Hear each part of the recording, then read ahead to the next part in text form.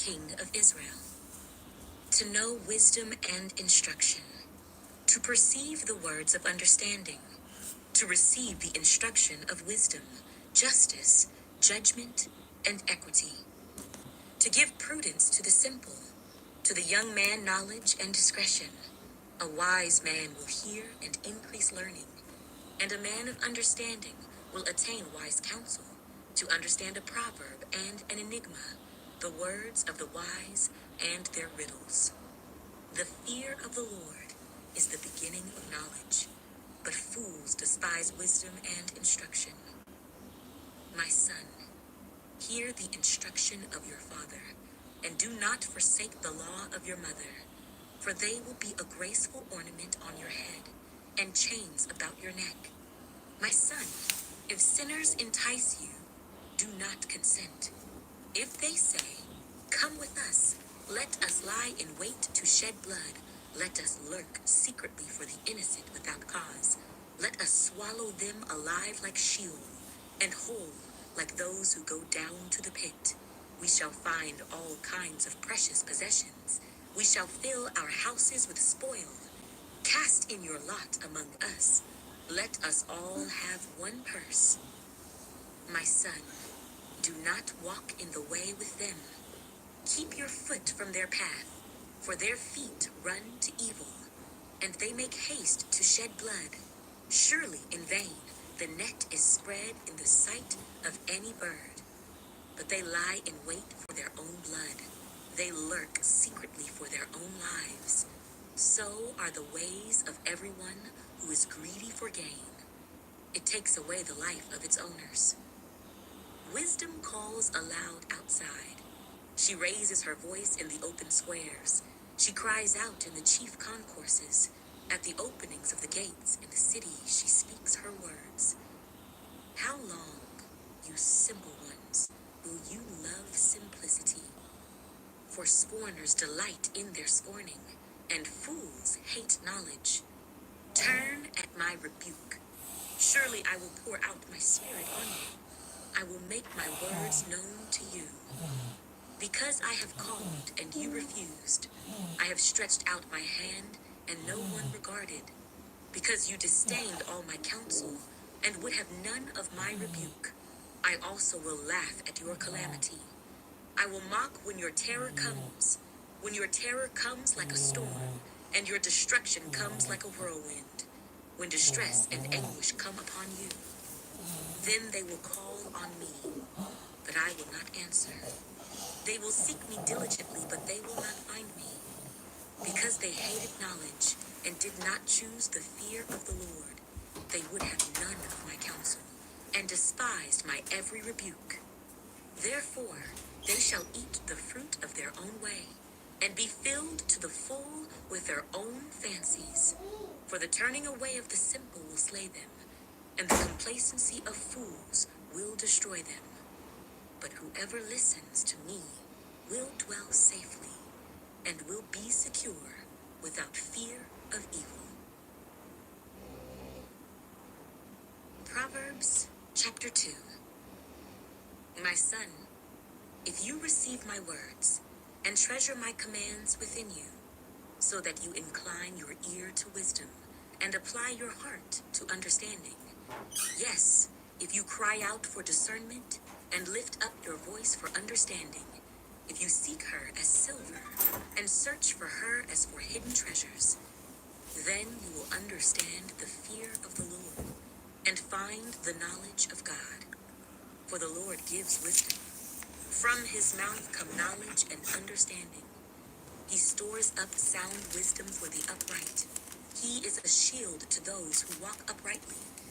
He guards the paths of justice and preserves the way of his saints. Then you will understand righteousness and justice, equity, and every good path. When wisdom enters your heart, and knowledge is pleasant to your soul, discretion will preserve you, understanding will keep you, to deliver you from the way of evil, from the man who speaks perverse things, from those who leave the paths of uprightness to walk in the ways of darkness, who rejoice in doing evil and delight in the perversity of the wicked, whose ways are crooked, and who are devious in their paths, to deliver you from the immoral woman, from the seductress who flatters with her words, who forsakes the companion of her youth, and forgets the covenant of her God.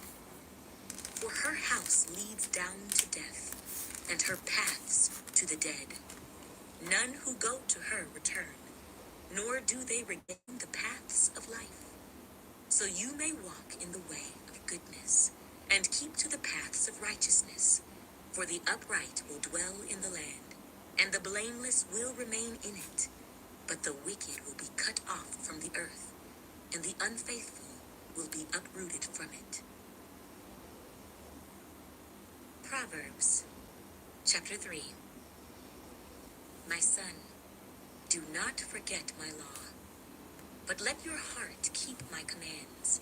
For length of days and long life and peace they will add to you. Let not mercy and truth forsake you. Bind them around your neck.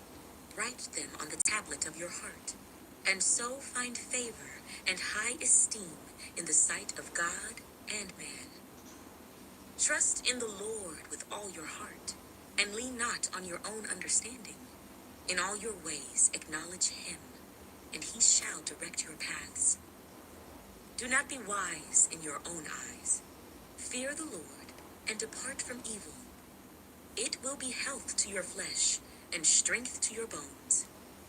Honor the Lord with your possessions, and with the first fruits of all your increase. So your barns will be filled with plenty, and your vats will overflow with new wine. My son, do not despise the chastening of the Lord, nor detest his correction. For whom the Lord loves, he corrects, just as a father, the son in whom he delights. Happy is the man who finds wisdom, and the man who gains understanding. For her proceeds are better than the profits of silver, and her gain than fine gold. She is more precious than rubies, and all the things you may desire cannot compare with her. Length of days is in her right hand, in her left hand riches and honor. Her ways are ways of pleasantness, and all her paths are peace. She is a tree of life to those who take hold of her, and happy are all who retain her. The Lord by wisdom founded the earth. By understanding he established the heavens. By his knowledge the depths were broken up, and clouds dropped down the dew. My son, let them not depart from your eyes. Keep sound wisdom and discretion. So they will be life to your soul, and grace to your neck. Then you will walk safely in your way, and your foot will not stumble. When you lie down, you will not be afraid. Yes, you will lie down, and your sleep will be sweet. Do not be afraid of sudden terror, nor of trouble from the wicked when it comes. For the Lord will be your confidence, and will keep your foot from being caught. Do not withhold good from those to whom it is due, when it is in the power of your hand to do so. Do not say to your neighbor, "Go and come back, and tomorrow I will give it," when you have it with you. Do not devise evil against your neighbor, for he dwells by you for safety's sake. Do not strive with a man without cause, if he has done you no harm. Do not envy the oppressor, and choose none of his ways. For the perverse person is an abomination to the Lord, but his secret counsel is with the upright. The curse of the Lord is on the house of the wicked, but he blesses the home of the just. Surely he scorns the scornful, but gives grace to the humble. The wise shall inherit glory, but shame shall be the legacy of fools. Proverbs, chapter 4. Hear, my children, the instruction of a father, and give attention to know understanding. For I give you good doctrine. Do not forsake my law. When I was my father's son, tender, and the only one in the sight of my mother, he also taught me, and said to me, Let your heart retain my words. Keep my commands and live. Get wisdom. Get understanding. Do not forget, nor turn away from the words of my mouth. Do not forsake her, and she will preserve you. Love her, and she will keep you. Wisdom is the principal thing. Therefore, get wisdom. And in all your getting, get understanding. Exalt her, and she will promote you. She will bring you honor when you embrace her. She will place on your head an ornament of grace.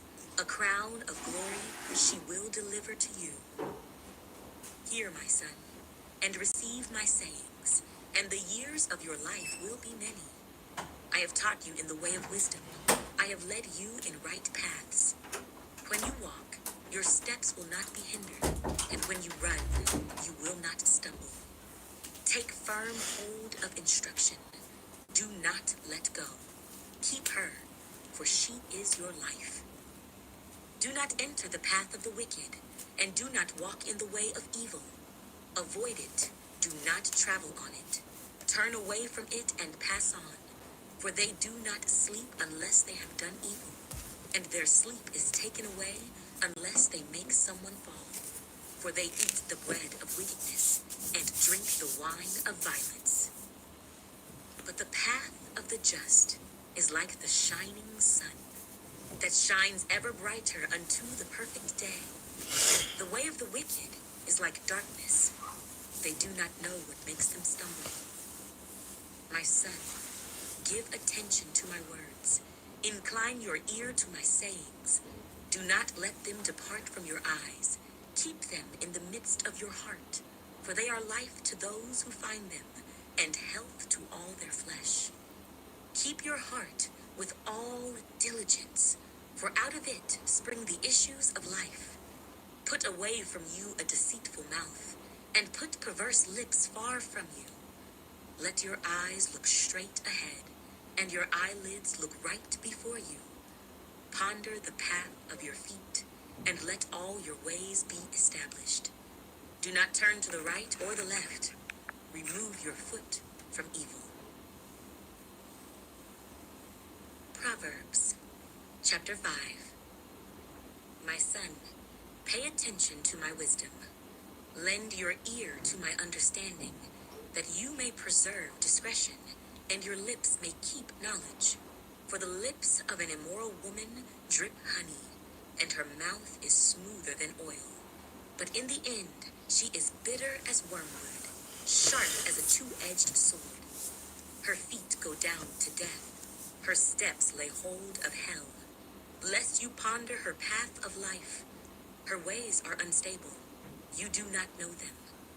Therefore hear me now, my children, and do not depart from the words of my mouth. Remove your way far from her, and do not go near the door of her house, lest you give your honor to others, and your years to the cruel one. Lest aliens be filled with your wealth, and your labors go to the house of a foreigner, and you mourn at last, when your flesh and your body are consumed, and say, how I have hated instruction, and my heart despised correction. I have not obeyed the voice of my teachers, nor inclined my ear to those who instructed me.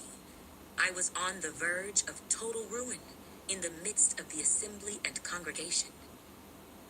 Drink water from your own cistern, and running water from your own well. Should your fountains be dispersed abroad, streams of water in the streets, let them be only your own, and not for strangers with you. Let your fountain be blessed, and rejoice with the wife of your youth. As a loving deer and a graceful doe, let her breasts satisfy you at all times, and always be enraptured with her love. For why should you, my son, be enraptured by an immoral woman, and be embraced in the arms of a seductress? For the ways of man are before the eyes of the Lord, and he ponders all his paths. His own iniquities entrap the wicked man, and he is caught in the cords of his sin. He shall die for lack of instruction, and in the greatness of his folly he shall go astray. So you know it, man, but Proverbs, chapter 6. My son, if you become surety for your friend, if you have shaken hands in pledge for a stranger, you are snared by the words of your mouth. You are taken by the words of your mouth. So do this, my son, and deliver yourself, for you have come into the hand of your friend. Go and humble yourself. Plead with your friend. Give no sleep to your eyes, nor slumber to your eyelids. Deliver yourself like a gazelle from the hand of the hunter, and like a bird from the hand of the fowler. Go to the ant, you sluggard. Consider her ways and be wise, which, having no captain, overseer, or ruler, provides her supplies in the summer, and gathers her food in the harvest. How long will you slumber, O sluggard? When will you rise from your sleep? A little sleep, a little slumber, a little folding of the hands to sleep. So shall your poverty come on you like a prowler, and your need like an armed man. A worthless person, a wicked man, walks with a perverse mouth.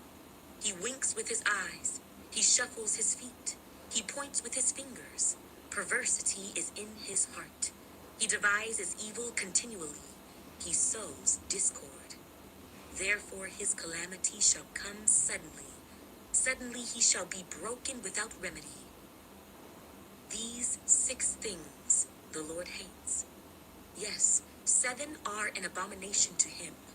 A proud look, a lying tongue, hands that shed innocent blood, a heart that devises wicked plans, feet that are swift in running to evil, a false witness who speaks lies, and one who sows discord among brethren. My son, keep your father's command, and do not forsake the law of your mother.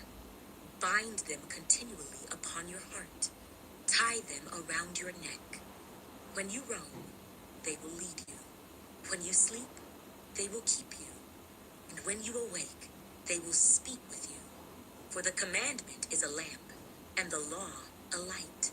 Reproofs of instruction are the way of life, to keep you from the evil woman, from the flattering tongue of a seductress.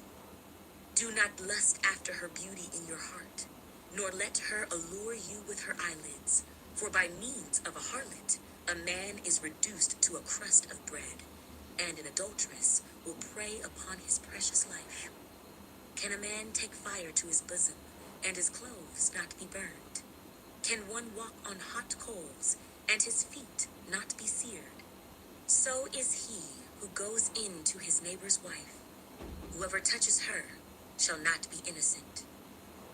People do not despise a thief if he steals to satisfy himself when he is starving. Yet when he is found, he must restore 7-fold.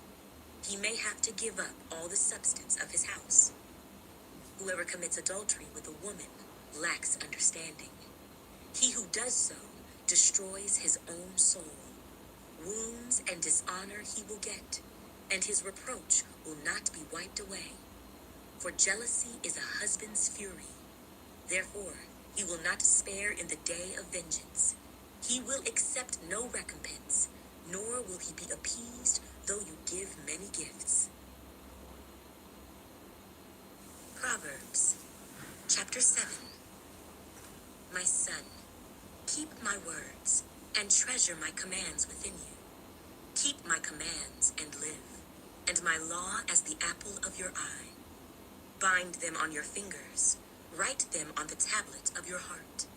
Say to wisdom, you are my sister, and call understanding your nearest kin, that they may keep you from the immoral woman, from the seductress who flatters with her words. For at the window of my house I looked through my lattice, and saw among the simple, I perceived among the youths, a young man devoid of understanding, passing along the street near her corner, and he took the path to her house, in the twilight, in the evening, in the black and dark night. And there a woman met him, with the attire of a harlot, and a crafty heart. She was loud and rebellious, her feet would not stay at home. At times she was outside, at times in the open square, lurking at every corner. So she caught him and kissed him. With an impudent face, she said to him, I have peace offerings with me. Today I have paid my vows. So I came out to meet you, diligently to seek your face, and I have found you. I have spread my bed with tapestry, colored coverings of Egyptian linen. I have perfumed my bed with myrrh, aloes, and cinnamon. Come, let us take our fill of love until morning. Let us delight ourselves with love. For my husband is not at home. He is gone on a long journey. He has taken a bag of money with him and will come home on the appointed day.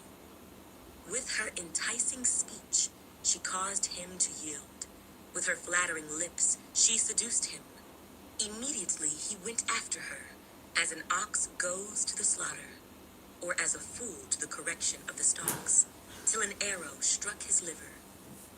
As a bird hastens to the snare, he did not know it would cost his life. Now therefore listen to me, my children. Pay attention to the words of my mouth. Do not let your heart turn aside to her ways. Do not stray into her paths. For she has cast down many wounded, and all who were slain by her were strong men. Her house is the way to hell, descending to the chambers of death. Proverbs, chapter 8. Does not wisdom cry out, and understanding lift up her voice? She takes her stand on the top of the high hill, beside the way where the paths meet. She cries out by the gates, at the entry of the city, at the entrance of the doors. To you, O men, I call, and my voice is to the sons of men. O you simple ones, understand prudence, and you fools, be of an understanding heart. Listen, for I will speak of excellent things, and from the opening of my lips will come right things, for my mouth will speak truth. Wickedness is an abomination to my lips. All the words of my mouth are with righteousness. Nothing crooked or perverse is in them. They are all plain to him who understands, and right to those who find knowledge. Receive my instruction, and not silver, and knowledge rather than choice gold. For wisdom is better than rubies, and all the things one may desire cannot be compared with her. I, wisdom, dwell with prudence, and find out knowledge and discretion. The fear of the Lord is to hate evil. Pride and arrogance, and the evil way, and the perverse mouth I hate. Counsel is mine, and sound wisdom. I am understanding. I have strength. By me, kings reign, and rulers decree justice. By me, princes rule, and nobles, all the judges of the earth. I love those who love me, and those who seek me diligently will find me. Riches and honor are with me, enduring riches and righteousness. My fruit is better than gold, yes, than fine gold, and my revenue than choice silver. I traverse the way of righteousness, in the midst of the paths of justice, that I may cause those who love me to inherit wealth, that I may fill their treasuries. The Lord possessed me at the beginning of his way, before his works of old. I have been established from everlasting, from the beginning, before there was ever an earth. When there were no depths, I was brought forth, when there were no fountains, abounding with water. Before the mountains were settled, before the hills, I was brought forth. While as yet he had not made the earth or the fields, or the primal dust of the world. When he prepared the heavens, I was there. When he drew a circle on the face of the deep, when he established the clouds above, when he strengthened the fountains of the deep, when he assigned to the sea its limit, so that the waters would not transgress his command, when he marked out the foundations of the earth, then I was beside him as a master craftsman, and I was daily his delight, rejoicing always before him, rejoicing in his inhabited world, and my delight was with the sons of men. Now therefore, listen to me, my children, for blessed are those who keep my ways. Hear instruction and be wise, and do not disdain it. Blessed is the man who listens to me, watching daily at my gates, waiting at the posts of my doors. For whoever finds me finds life, and obtains favor from the Lord. But he who sins against me wrongs his own soul. All those who hate me love death. Proverbs chapter 9. Wisdom has built her house.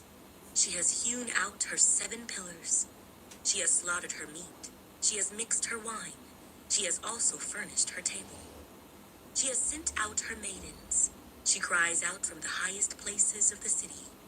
Whoever is simple, let him turn in here. As for him who lacks understanding, she says to him, Come, eat of my bread, and drink of the wine I have mixed. Forsake foolishness and live, and go in the way of understanding. He who corrects a scoffer gets shame for himself, and he who rebukes a wicked man only harms himself. Do not correct a scoffer, lest he hate you. Rebuke a wise man, and he will love you. Give instruction to a wise man, and he will be still wiser. Teach a just man, and he will increase in learning. The fear of the Lord is the beginning of wisdom, and the knowledge of the Holy One is understanding. For by me your days will be multiplied, and years of life will be added to you. If you are wise for yourself, and if you scoff, you will bear it alone. A foolish woman is clamorous. She is simple and knows nothing, for she sits at the door of her house, on a seat by the highest places of the city, to call to those who pass by, who go straight on their way. Whoever is simple, let him turn in here. And as for him who lacks understanding, she says to him, Stolen water is sweet, and bread eaten in secret is pleasant. But he does not know that the dead are there, that her guests are in the depths of hell. Proverbs chapter 10. The Proverbs of Solomon.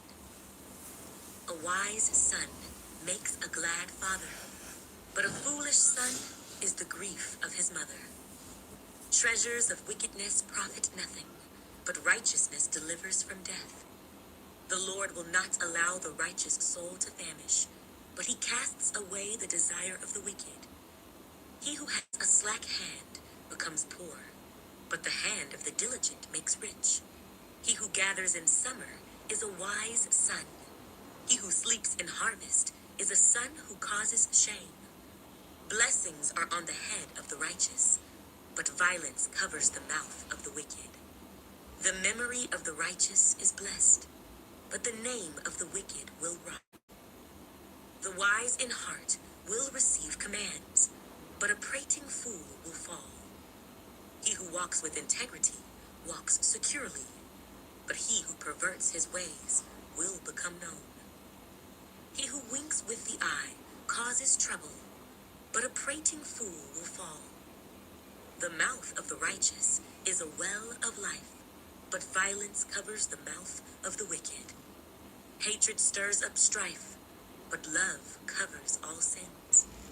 Wisdom is found on the lips of him who has understanding, but a rod is for the back of him who is devoid of understanding. Wise people store up knowledge, but the mouth of the foolish is near destruction. The rich man's wealth is his strong city. The destruction of the poor is their poverty. The labor of the righteous leads to life, the wages of the wicked to sin. He who keeps instruction is in the way of life, but he who refuses correction goes astray. Whoever hides hatred has lying lips, and whoever spreads slander is a fool. In the multitude of words, sin is not lacking, but he who restrains his lips is wise. The tongue of the righteous is choice silver.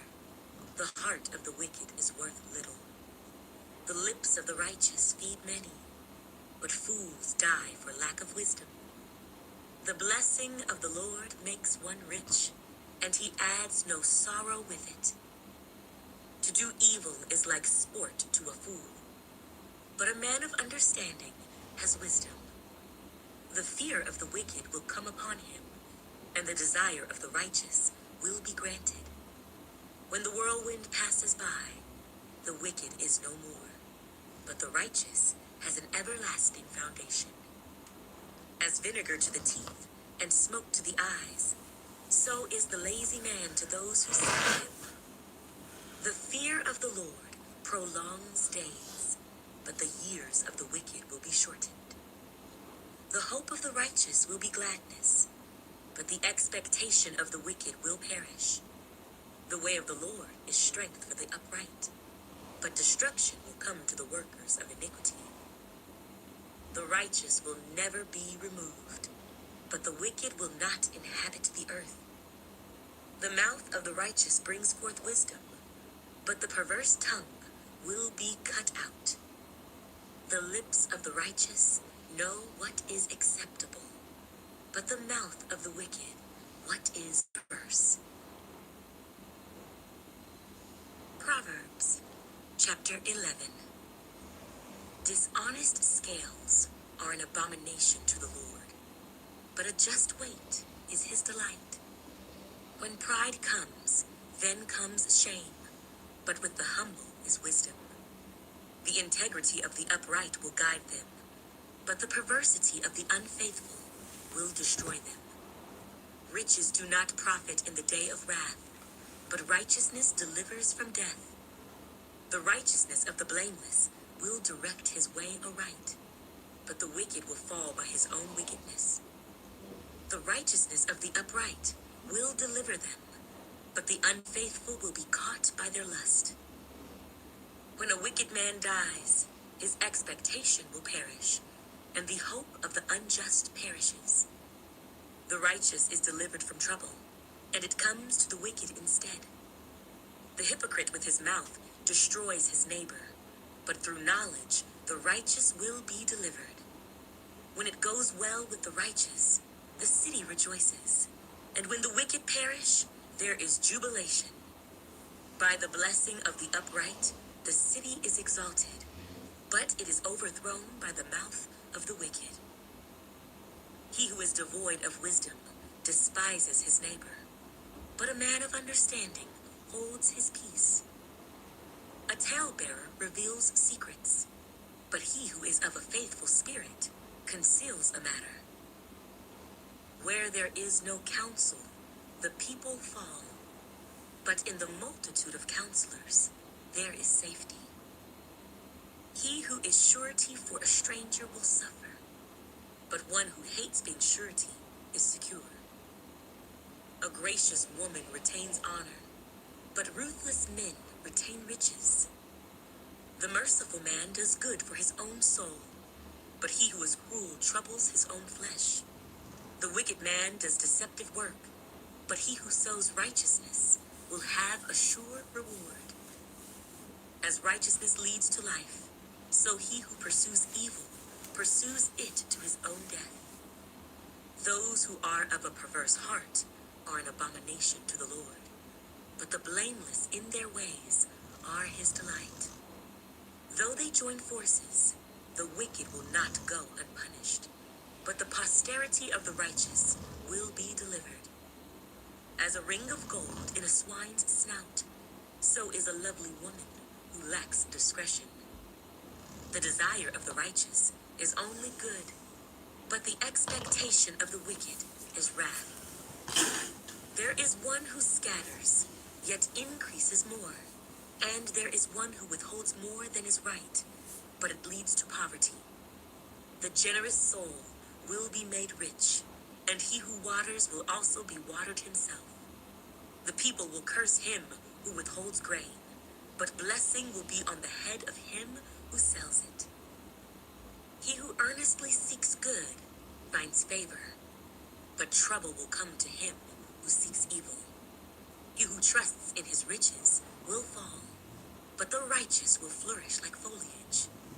He who troubles his own house will inherit the wind, and the fool will be servant to the wise of heart. The fruit of the righteous is a tree of life, and he who wins souls is wise. If the righteous will be recompensed on the earth, how much more the ungodly and the sinner? Proverbs, chapter 12. Whoever loves instruction loves knowledge, but he who hates correction is stupid. A good man obtains favor from the Lord, but a man of wicked intentions he will condemn.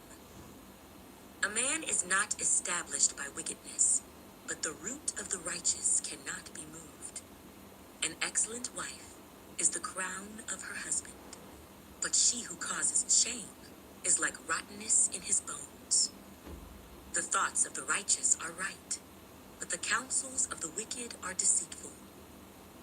The words of the wicked are, lie in wait for blood, but the mouth of the upright will deliver them. The wicked are overthrown and are no more, but the house of the righteous will stand. A man will be commended according to his wisdom, but he who is of a perverse heart will be despised. Better is the one who is slighted, but has a servant, than he who honors himself, but lacks bread.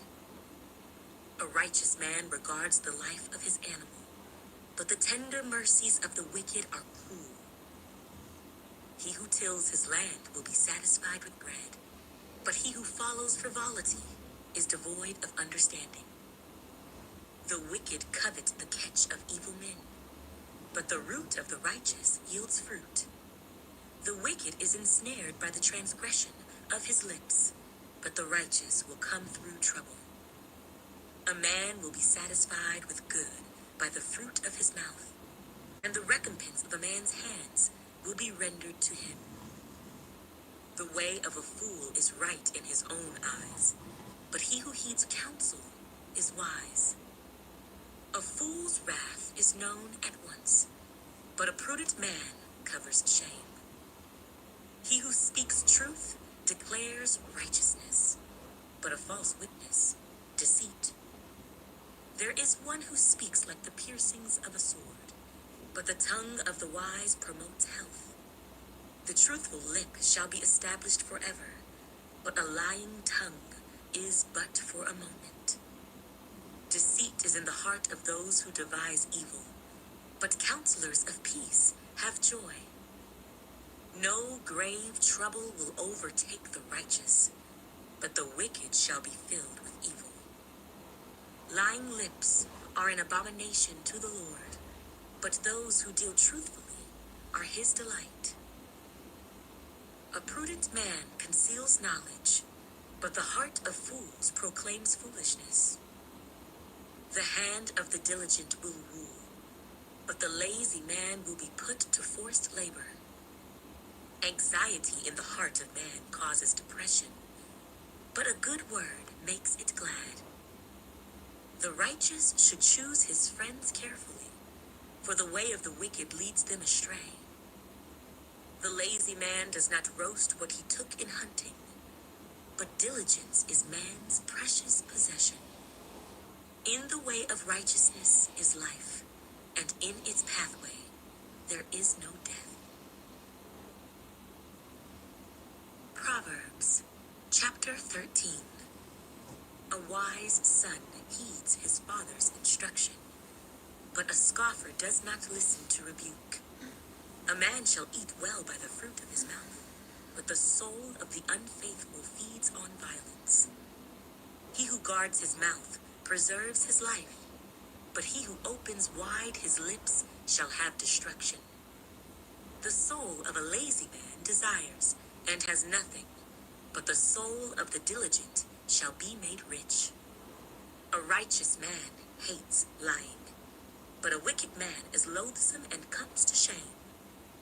Righteousness guards him whose way is blameless, but wickedness overthrows the sinner. There is one who makes himself rich, yet has nothing, and one who makes himself poor, yet has great riches. The ransom of a man's life is his riches, but the poor does not hear rebuke. The light of the righteous rejoices, but the lamp of the wicked will be put out. By pride comes nothing but strife, but with the well-advised is wisdom. Wealth gained by dishonesty will be diminished, but he who gathers by labor will increase. Hope deferred makes the heart sick, but when the desire comes, it is a tree of life.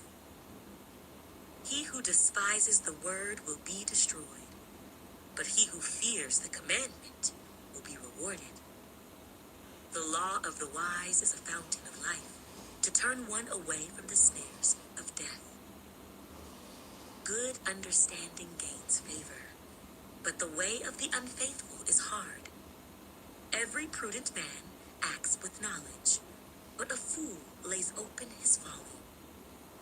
A wicked messenger falls into trouble, but a faithful ambassador brings health. Poverty and shame will come to him who disdains correction, but he who regards a rebuke will be honored. A desire accomplished is sweet to the soul, but it is an abomination to fools to depart from evil. He who walks with wise men will be wise, but the companion of fools will be destroyed.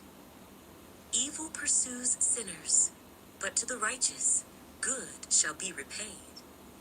A good man leaves an inheritance to his children's children, but the wealth of the sinner is stored up for the righteous.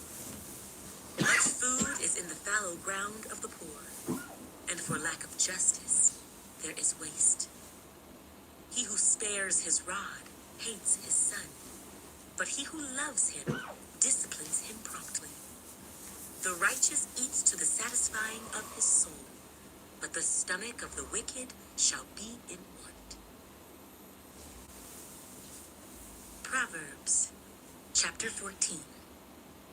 The wise woman builds her house, but the foolish pulls it down with her hands. He who walks in his uprightness fears the Lord, but he who is perverse in his ways despises him.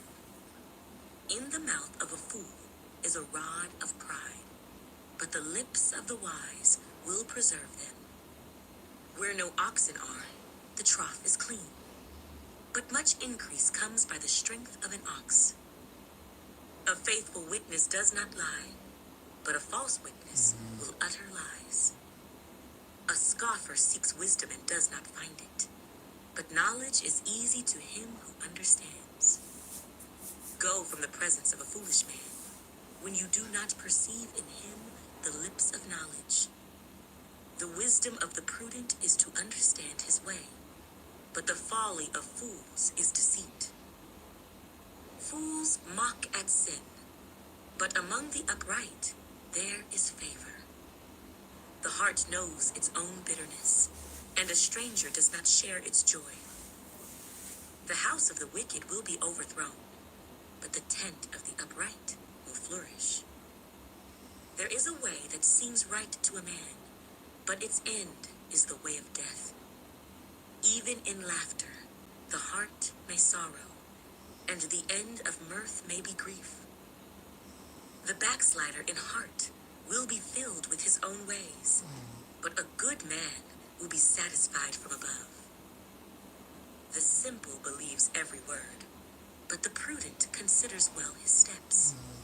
A wise man fears and departs from evil, but a fool rages and is self-confident.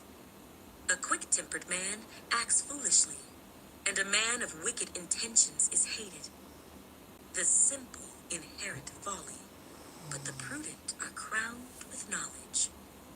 The evil will bow before the good, and the wicked at the gates of the righteous.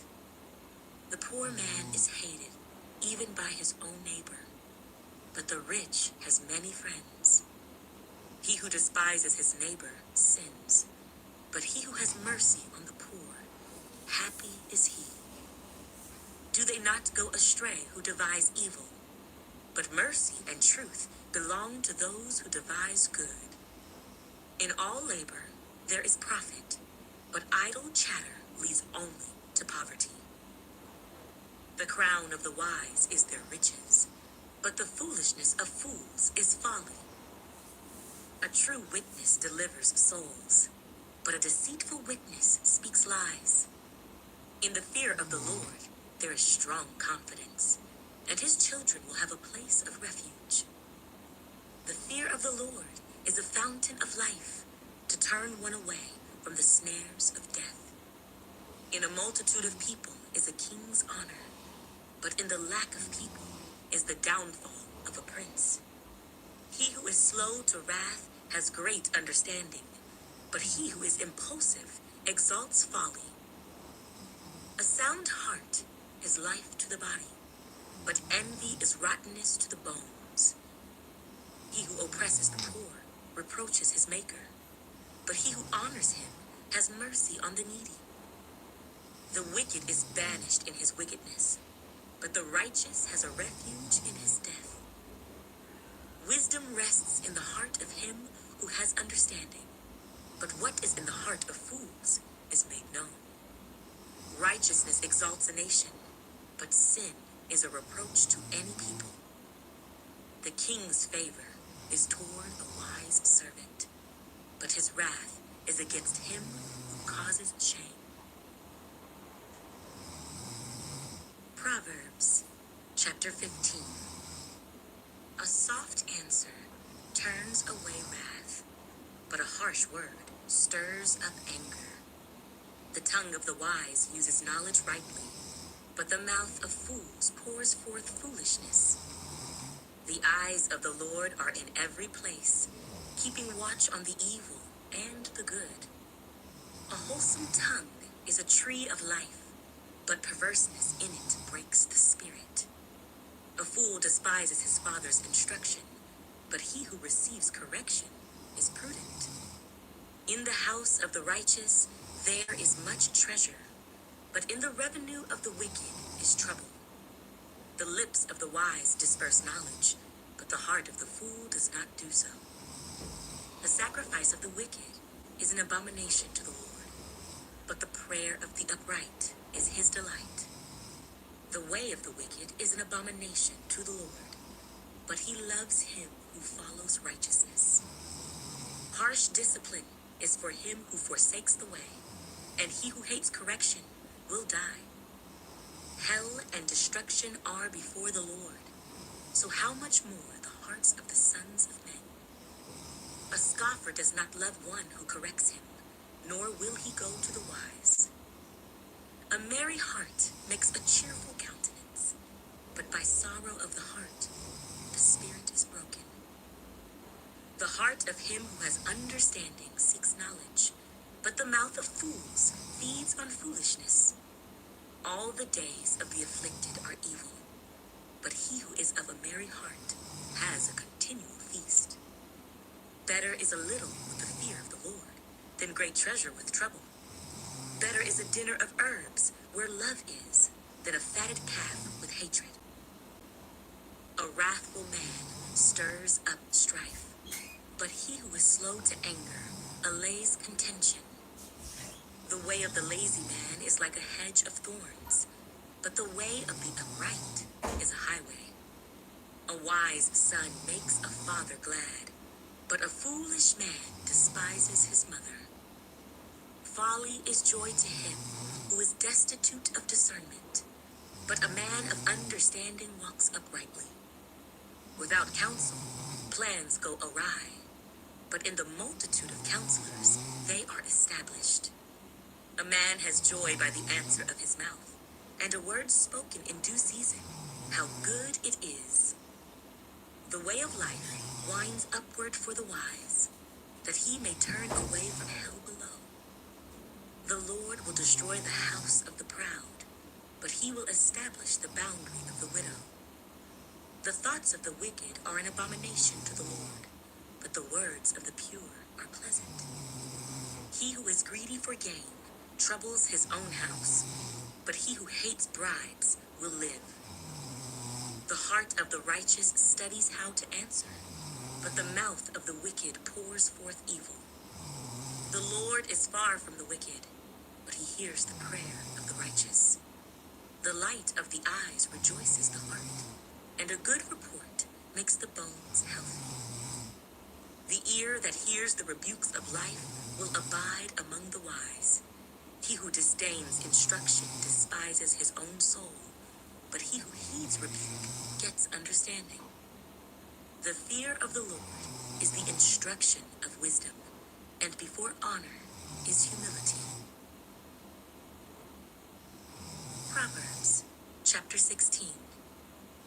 The preparations of the heart belong to man, but the answer of the tongue is from the Lord. All the ways of a man are pure in his own eyes, but the Lord weighs the spirits. Commit your works to the Lord, and your thoughts will be established. The Lord has made all for himself, yes, even the wicked for the day of doom. Everyone proud in heart is an abomination to the Lord. Though they join forces, none will go unpunished. In mercy and truth, atonement is provided for iniquity, and by the fear of the Lord, one departs from evil. When a man's ways please the Lord, he makes even his enemies to be at peace with him. Better is a little with righteousness than vast revenues without justice. A man's heart plans his way, but the Lord directs his steps. Divination is on the lips of the king. His mouth must not transgress in judgment. Honest weights and scales are the Lord's. All the weights in the bag are his work. It is an abomination for kings to commit wickedness, for a throne is established by righteousness. Righteous lips are the delight of kings, and they love him who speaks what is right. As messengers of death is the king's wrath, but a wise man will appease it. In the light of the king's face is life, and his favor is like a cloud of the latter rain. How much better to get wisdom than gold, and to get understanding is to be chosen rather than silver. The highway of the upright is to depart from evil. He who keeps his way preserves his soul. Pride goes before destruction, and a haughty spirit before a fall. Better to be of a humble spirit with the lowly than to divide the spoil with the proud. He who heeds the word wisely will find good, and whoever trusts in the Lord, happy is he. The wise in heart will be called prudent, and sweetness of the lips increases learning. Understanding is a wellspring of life to him who has it, but the correction of fools is folly. The heart of the wise teaches his mouth, and adds learning to his lips. Pleasant words are like a honeycomb, sweetness to the soul and health to the bones. There is a way that seems right to a man, but its end is the way of death. The person who labors for himself, for his hungry mouth drives him on. An ungodly man digs up evil, and it is on his lips like a burning fire. A perverse man sows strife, and a whisperer separates the best of friends. A violent man entices his neighbor, and leads him in a way that is not good. He winks his eye to devise perverse things. He purses his lips, and brings about evil. The silver-haired head is a crown of glory. It is found in the way of righteousness. He who is slow to anger is better than the mighty, and he who rules his spirit than he who takes a city. The lot is cast into the lap, but its every decision is from the Lord. Proverbs chapter 17. Better is a dry morsel with quietness than a house full of feasting with strife. A wise servant will rule over a son who causes shame, and will share an inheritance among the brothers. The refining pot is for silver, and the furnace for gold, but the Lord tests the hearts. An evildoer gives heed to false lips. A liar listens eagerly to a spiteful tongue. He who mocks the poor reproaches his maker. He who is glad at calamity will not go unpunished. Children's children are the crown of old men, and the glory of children is their father. Excellent speech is not becoming to a fool, much less lying lips to a prince. A present is a precious stone in the eyes of its possessor. Wherever he turns, he prospers. He who covers a transgression seeks love, but he who repeats a matter separates friends. Rebuke is more effective for a wise man than 100 blows on a fool. An evil man seeks only rebellion. Therefore, a cruel messenger will be sent against him. Let a man meet a bear robbed of her cubs rather than a fool in his folly. Whoever rewards evil for good, evil will not depart from his house. The beginning of strife is like releasing water. Therefore, stop contention before a quarrel starts.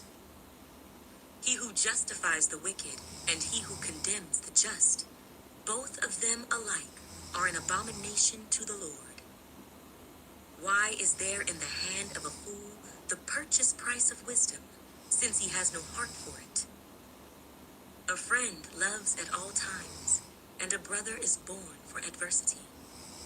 A man devoid of understanding shakes hands in a pledge, and becomes surety for his friend. He who loves transgression loves strife, and he who exalts his gate seeks destruction. He who has a deceitful heart finds no good, and he who has a perverse tongue falls into evil. He who begets a scoffer does so to his sorrow, and the father of a fool has no joy. A merry heart does good, like medicine, but a broken spirit dries the bones. A wicked man accepts a bribe behind the back to pervert the ways of justice. Wisdom is in the sight of him who has understanding, but the eyes of a fool are on the ends of the earth. A foolish son is a grief to his father, and bitterness to her who bore him. Also, to punish the righteous is not good, nor to strike princes for their uprightness. He who has knowledge spares his words, and a man of understanding is of a calm spirit. Even a fool is counted wise when he holds his peace. When he shuts his lips, he is considered perceptive. Proverbs, chapter 18. A man who isolates himself seeks his own desire. He rages against all wise judgment. A fool has no delight in understanding, but in expressing his own heart. When the wicked comes, contempt comes also, and with dishonor comes reproach. The words of a man's mouth are deep waters. The wellspring of wisdom is a flowing brook. It is not good to show partiality to the wicked, or to overthrow the righteous in judgment. A fool's lips enter into contention, and his mouth calls for blows. A fool's mouth is his destruction, and his lips are the snare of his soul. The words of a talebearer are like tasty trifles, and they go down into the inmost body. He who is slothful in his work is a brother to him who is a great destroyer. The name of the Lord is a strong tower. The righteous run to it and are safe. The rich man's wealth is his strong city, and like a high wall in his own esteem. Before destruction, the heart of a man is haughty, and before honor is humility. He who answers a matter before he hears it, it is folly and shame to him. The spirit of a man will sustain him in sickness, but who can bear a broken spirit? The heart of the prudent acquires knowledge, and the ear of the wise seeks knowledge. A man's gift makes room for him, and brings him before great men. The first one to plead his cause seems right, until his neighbor comes and examines him. Casting lots causes contentions to cease, and keeps the mighty apart. A brother offended is harder to win than a strong city. and contentions are like the bars of a castle. A man's stomach shall be satisfied from the fruit of his mouth. From the produce of his lips he shall be filled. Death and life are in the power of the tongue, and those who love it will eat its fruit. He who finds a wife finds a good thing and obtains favor from the Lord. The poor man uses entreaties, but the rich answers roughly. A man who has friends must himself be friendly, but there is a friend who sticks closer than a brother. Proverbs, chapter 19. Better is the poor who walks in his integrity than one who is perverse in his lips and is a fool. Also, it is not good for a soul to be without knowledge, and he sins who hastens with his feet. The foolishness of a man twists his way, and his heart frets against the Lord. Wealth makes many friends, but the poor is separated from his friend. A false witness will not go unpunished, and he who speaks lies will not escape. Many entreat the favor of the nobility, and every man is a friend to one who gives gifts. All the brothers of the poor hate him. How much more do his friends go far from him?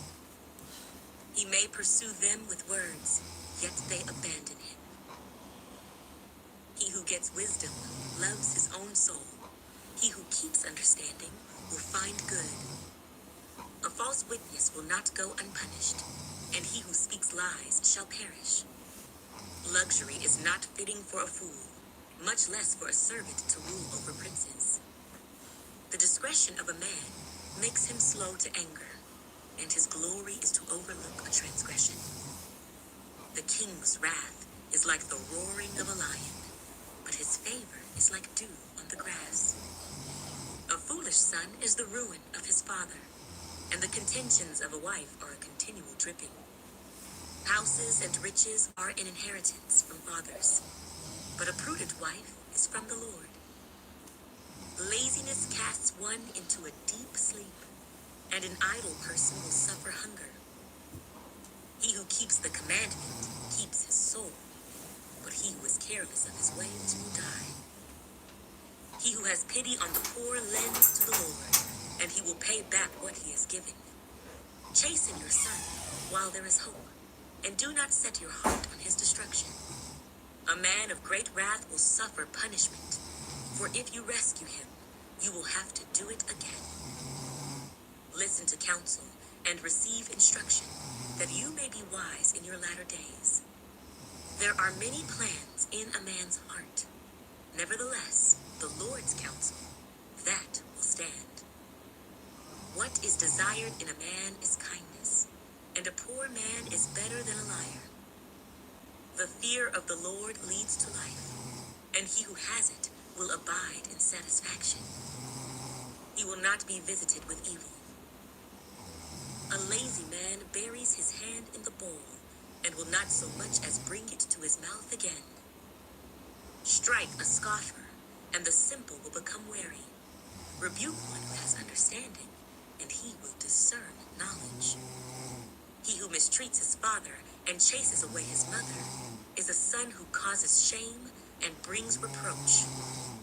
Cease listening to instruction, my son, and you will stray from the words of knowledge. A disreputable witness scorns justice, and the mouth of the wicked devours iniquity. Judgments are prepared for scoffers, and beatings for the backs of fools.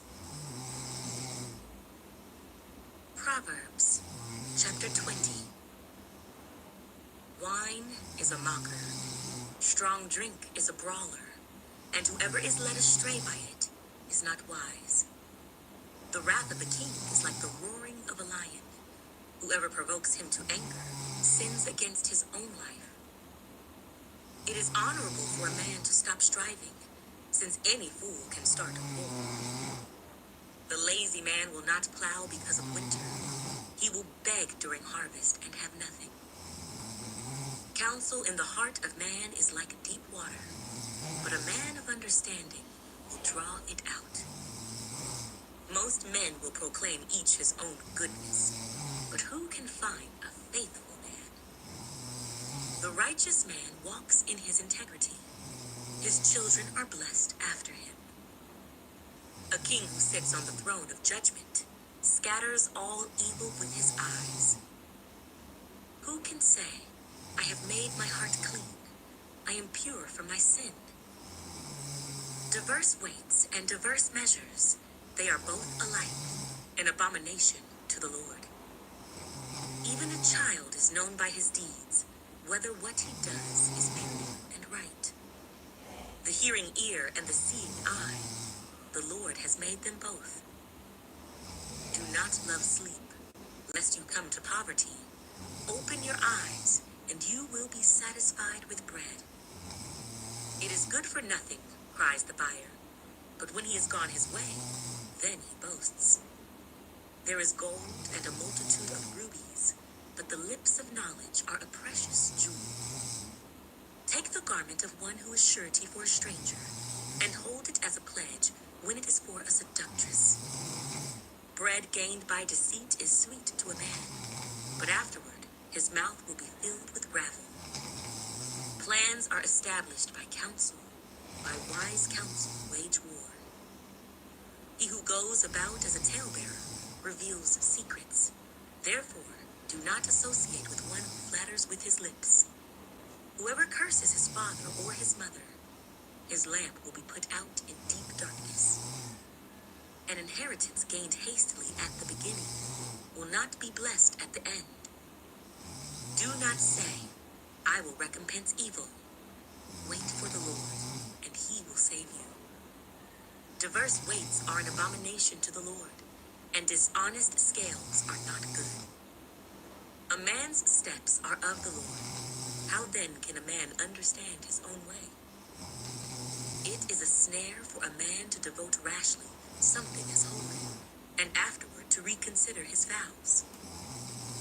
A wise king sifts out the wicked, and brings the threshing wheel over them.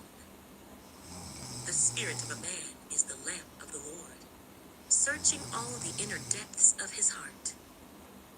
Mercy and truth preserve the king, and by loving kindness he upholds his throne. The glory of young men is their strength, and the splendor of old men is their gray head. Blows that hurt cleanse away evil, as do stripes the inner depths of the heart. Proverbs, chapter 21. The king's heart is in the hand of the Lord, like the rivers of water. He turns it wherever he wishes. Every way of a man is right in his own eyes, but the Lord weighs the hearts. To do righteousness and justice is more acceptable to the Lord than sacrifice. A haughty look, a proud heart, and the plowing of the wicked are sin. The plans of the diligent lead surely to plenty, but those of everyone who is hasty surely to poverty. Getting treasures by a lying tongue is the fleeting fantasy of those who seek death. The violence of the wicked will destroy them, because they refuse to do justice. The way of a guilty man is perverse, but as for the pure, his work is right. Better to dwell in a corner of a housetop than in a house shared with a contentious woman. The soul of the wicked desires evil. His neighbor finds no favor in his eyes. When the scoffer is punished, the simple is made wise, but when the wise is instructed, he receives knowledge. The righteous God wisely considers the house of the wicked, overthrowing the wicked for their wickedness. Whoever shuts his ears to the cry of the poor will also cry himself and not be heard.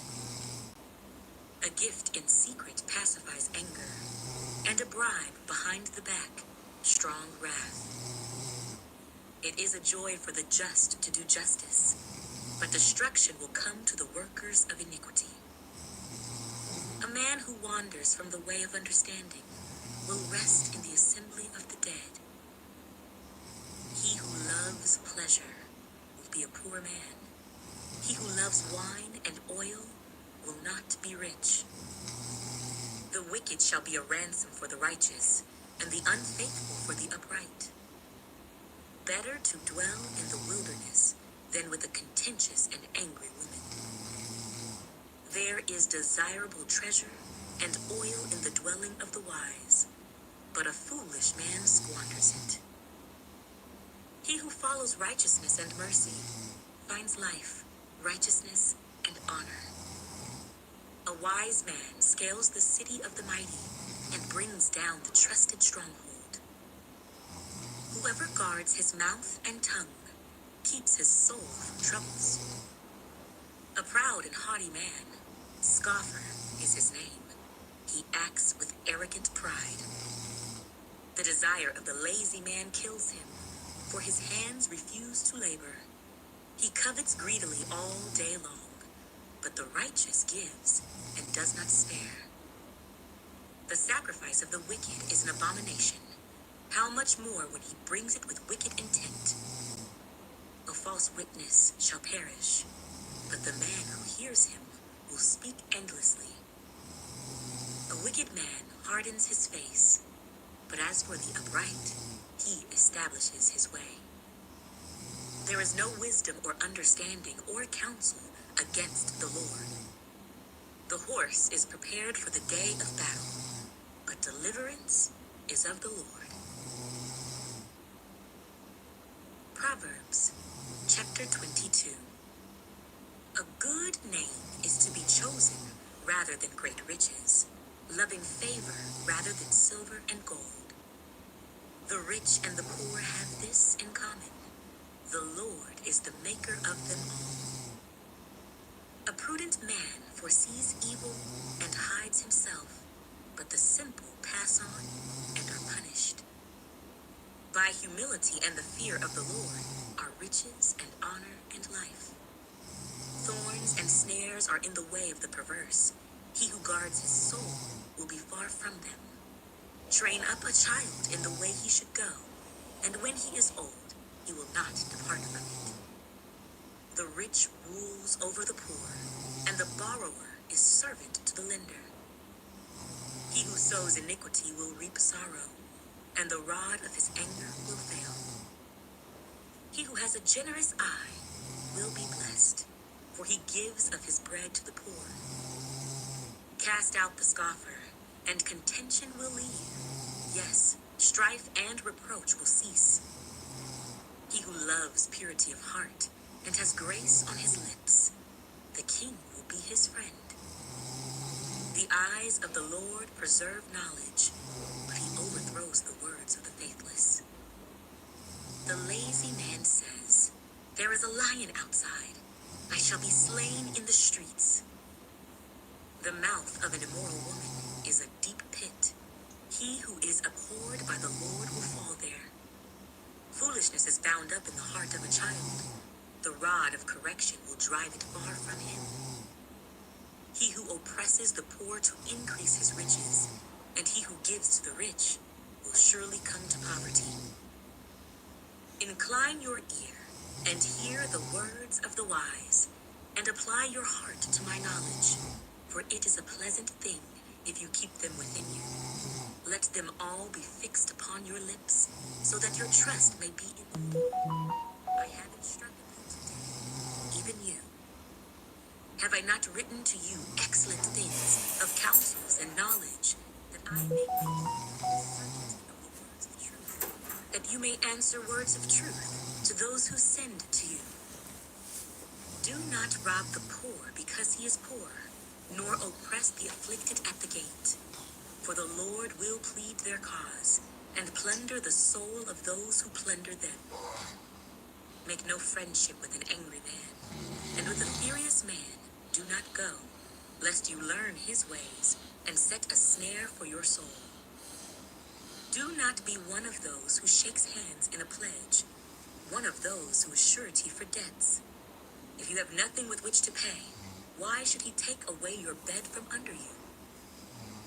Do not remove the ancient landmark which your fathers have set.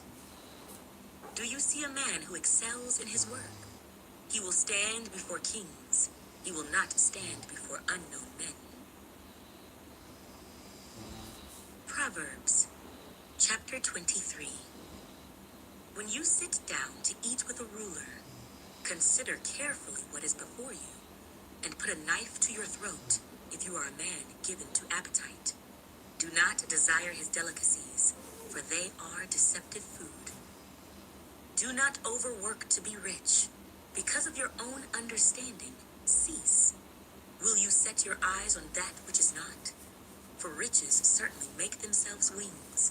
They fly away like an eagle toward heaven. Do not eat the bread of a miser, nor desire his delicacies. For as he thinks in his heart, so is he. Eat and drink, he says to you, but his heart is not with you. The morsel you have eaten, you will vomit up, and waste your pleasant words. Do not speak in the hearing of a fool, for he will despise the wisdom of your words. Do not remove the ancient landmark, nor enter the fields of the fatherless, for their Redeemer is mighty. He will plead their cause against you. Apply your heart to instruction, and your ears to words of knowledge.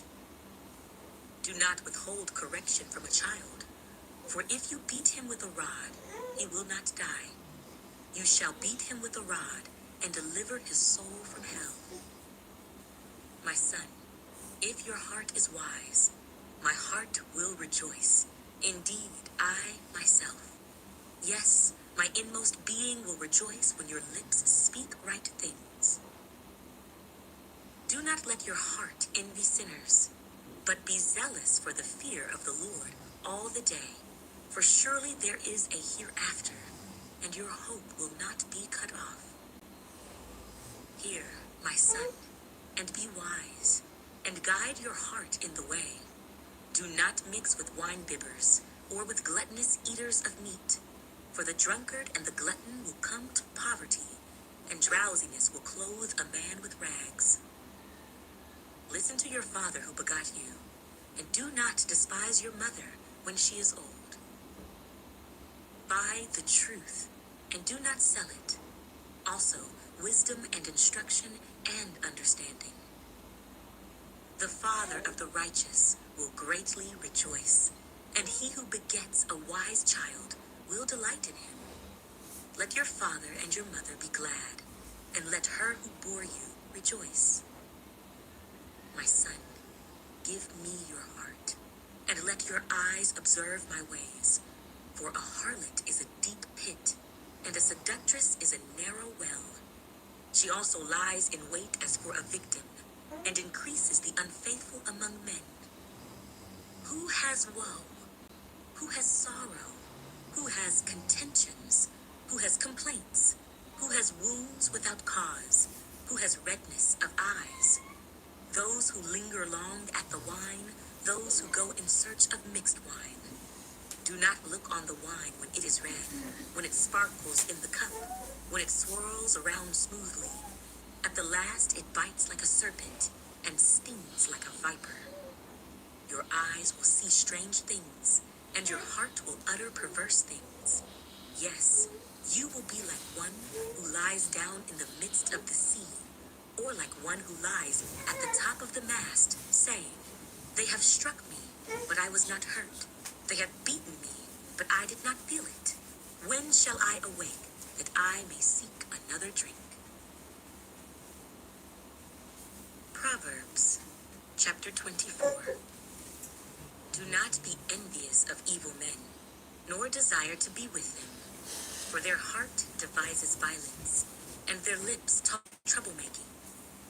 Through wisdom a house is built, and by understanding it is established. By knowledge the rooms are filled with all precious and pleasant riches. A wise man is strong. Yes, a man of knowledge increases strength. For by wise counsel you will wage your own war, and in a multitude of counselors there is safety. Wisdom is too lofty for a fool. He does not open his mouth in the gate. He who plots to do evil will be called a schemer, The devising of foolishness is sin, and the scoffer is an abomination to men.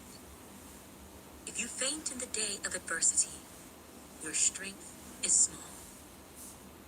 Deliver those who are drawn toward death, and hold back those stumbling to the slaughter. If you say, "Surely we did not know this," does not he who weighs the hearts consider it? He who keeps your soul, does he not know it? And will he not render to each man according to his deeds? My son, eat honey, because it is good, and the honeycomb which is sweet to your taste. So shall the knowledge of wisdom be to your soul. If you have found it, there is a prospect, and your hope will not be cut off. Do not lie in wait, O wicked man, against the dwelling of the righteous. Do not plunder his resting place, for a righteous man may fall 7 times and rise again, but the wicked shall fall by calamity. Do not rejoice when your enemy falls, and do not let your heart be glad when he stumbles, lest the Lord see it, and it displease him, and he turn away his wrath from him. Do not fret because of evildoers, nor be envious of the wicked, for there will be no prospect for the evil man. The lamp of the wicked will be put out. My son, fear the Lord and the king. Do not associate with those given to change, for their calamity will rise suddenly, and who knows the ruin those two can bring. These things also belong to the wise. It is not good to show partiality in judgment. He who says to the wicked, "You are righteous," him the people will curse. Nations will abhor him. But those who rebuke the wicked will have delight, and a good blessing will come upon them. He who gives a right answer kisses the lips. Prepare your outside work. Make it fit for yourself in the field, and afterward build your house. Do not be a witness against your neighbor without cause, for would you deceive with your lips? Do not say, "I will do to him just as he has done to me. I will render to the man according to his work." I went by the field of the lazy man, and by the vineyard of the man devoid of understanding. And there it was, all overgrown with thorns. Its surface was covered with nettles. Its stone wall was broken down. When I saw it, I considered it well. I looked on it and received instruction. A little sleep, a little slumber, a little folding of the hands to rest. So shall your poverty come like a prowler, and your need like an armed man. Proverbs, chapter 25. These also are Proverbs of Solomon, which the men of Hezekiah, king of Judah, copied. It is the glory of God to conceal a matter, but the glory of kings is to search out a matter. As the heavens for height and the earth for depth, so the heart of kings is unsearchable. Take away the dross from silver, and it will go to the silversmith for jewelry. Take away the wicked from before the king, and his throne will be established in righteousness. Do not exalt yourself in the presence of the king, and do not stand in the place of the great. For it is better that he say to you, "Come up here," than that you should be put lower in the presence of the prince, whom your eyes have seen. Do not go hastily to court, for what will you do in the end, when your neighbor has put you to shame? Debate your case with your neighbor, and do not disclose the secret to another, lest he who hears it expose your shame, and your reputation be ruined. A word fitly spoken is like apples of gold in settings of silver. Like an earring of gold and an ornament of fine gold is a wise rebuker to an obedient ear. Like the cold of snow in time of harvest is a faithful messenger to those who send him, for he refreshes the soul of his masters. Whoever falsely boasts of giving is like clouds and wind without rain. By long forbearance, a ruler is persuaded, and a gentle tongue breaks a bone. Have you found honey? Eat only as much as you need, lest you be filled with it and vomit. Seldom set foot in your neighbor's house, lest he become weary of you and hate you. A man who bears false witness against his neighbor is like a club, a sword, and a sharp arrow. Confidence in an unfaithful man in time of trouble is like a bad tooth and a foot out of joint. Like one who takes away a garment in cold weather, and like vinegar on soda, is one who sings songs to a heavy heart. If your enemy is hungry, give him bread to eat, and if he is thirsty, give him water to drink. For so you will heap coals of fire on his head, and the Lord will reward you. The north wind brings forth rain, and a backbiting tongue, an angry countenance. It is better to dwell in a corner of a housetop than in a house shared with a contentious woman. As cold water to a weary soul, so is good news from a far country. A righteous man who falters before the wicked is like a murky spring and a polluted well.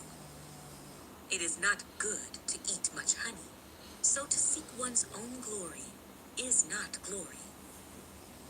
Whoever has no rule over his own spirit is like a city broken down without walls. Proverbs, chapter 26.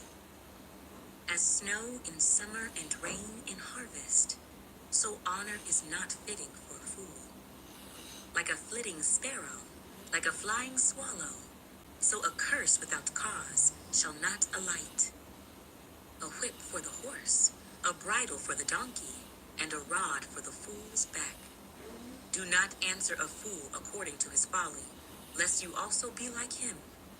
Answer a fool according to his folly, lest he be wise in his own eyes. He who sends a message by the hand of a fool cuts off his own feet and drinks violence. Like the legs of the lame that hang limp is a proverb in the mouth of fools. Like one who binds a stone in a sling is he who gives honor to a fool. Like a thorn that goes into the hand of a drunkard is a proverb in the mouth of fools. The great God who formed everything gives the fool his hire and the transgressor his wages. As a dog returns to his own vomit, so a fool repeats his folly. Do you see a man wise in his own eyes? There is more hope for a fool than for him. The lazy man says, there is a lion in the road. A fierce lion is in the streets. As a door turns on its hinges, so does the lazy man on his bed. The lazy man buries his hand in the bowl. It wearies him to bring it back to his mouth. The lazy man is wiser in his own eyes than 7 men who can answer sensibly. He who passes by and meddles in a quarrel not his own is like one who takes a dog by the ears. Like a madman who throws firebrands, arrows, and death is the man who deceives his neighbor and says, I was only joking. Where there is no wood, the fire goes out, and where there is no talebearer, strife ceases. As charcoal is to burning coals and wood to fire, so is a contentious man to kindle strife. The words of a talebearer are like tasty trifles, and they go down into the inmost body. Fervent lips with a wicked heart are like earthenware covered with silver dross. He who hates disguises it with his lips and lays up deceit within himself. When he speaks kindly, do not believe him, for there are 7 abominations in his heart. Though his hatred is covered by deceit, his wickedness will be revealed before the assembly. Whoever digs a pit will fall into it, and he who rolls a stone will have it roll back on him. A lying tongue hates those who are crushed by it, and a flattering mouth works ruin. Proverbs, chapter 27. Do not boast about tomorrow, for you do not know what a day may bring forth. Let another man praise you, and not your own mouth, a stranger and not your own lips. A stone is heavy and sand is weighty, but a fool's wrath is heavier than both of them. Wrath is cruel, and anger a torrent. But who is able to stand before jealousy? Open rebuke is better than love carefully concealed. Faithful are the wounds of a friend, but the kisses of an enemy are deceitful. A satisfied soul loathes the honeycomb, but to a hungry soul, every bitter thing is sweet. Like a bird that wanders from its nest is a man who wanders from his place. Ointment and perfume delight the heart, and the sweetness of a man's friend gives delight by hearty counsel. Do not forsake your own friend or your father's friend, nor go to your brother's house in the day of your calamity. Better is a neighbor nearby than a brother far away. My son, be wise and make my heart glad, that I may answer him who reproaches me. A prudent man foresees evil and hides himself. The simple pass on and are punished. Take the garment of him who is surety for a stranger, and hold it in pledge when he is surety for a seductress. He who blesses his friend with a loud voice, rising early in the morning, it will be counted a curse to him. A continual dripping on a very rainy day, and a contentious woman are alike. Whoever restrains her restrains the wind, and grasps oil with his right hand. As iron sharpens iron, so a man sharpens the countenance of his friend. Whoever keeps the fig tree will eat its fruit, so he who waits on his master will be honored. As in water, face reflects face, so a man's heart reveals the man. Hell and destruction are never full, so the eyes of man are never satisfied. The refining pot is for silver, and the furnace for gold, and a man is valued by what others say of him. Though you grind a fool in a mortar with a pestle along with crushed grain, yet his foolishness will not depart from him. Be diligent to know the state of your flocks, and attend to your herds, for riches are not forever, nor does a crown endure to all generations. When the hay is removed, and the tender grass shows itself, and the herbs of the mountains are gathered in, the lambs will provide your clothing, and the goats the price of a field. You shall have enough goat's milk for your food, for the food of your household, and the nourishment of your maidservants. Proverbs, chapter 28. The wicked flee when no one pursues, but the righteous are bold as a lion. Because of the transgression of a land, many are its princes, but by a man of understanding and knowledge, right will be prolonged. A poor man who oppresses the poor is like a driving rain which leaves no food. Those who forsake the law praise the wicked, but such as keep the law contend with them. Evil men do not understand justice, but those who seek the Lord understand all. Better is the poor who walks in his integrity than one perverse in his ways, though he be rich. Whoever keeps the law is a discerning son, but a companion of gluttons shames his father. One who increases his possessions by usury and extortion gathers it for him who will pity the poor. One who turns away his ear from hearing the law, even his prayer is an abomination. Whoever causes the upright to go astray in an evil way, he himself will fall into his own pit, but the blameless will inherit good. The rich man is wise in his own eyes, but the poor who has understanding searches him out. When the righteous rejoice, there is great glory, but when the wicked arise, men hide themselves. He who covers his sins will not prosper, but whoever confesses and forsakes them will have mercy. Happy is the man who is always reverent, but he who hardens his heart will fall into calamity. Like a roaring lion and a charging bear is a wicked ruler over poor people. A ruler who lacks understanding is a great oppressor, but he who hates covetousness will prolong his days. A man burdened with bloodshed will flee into a pit. Let no one help him. Whoever walks blamelessly will be saved, but he who is perverse in his ways will suddenly fall.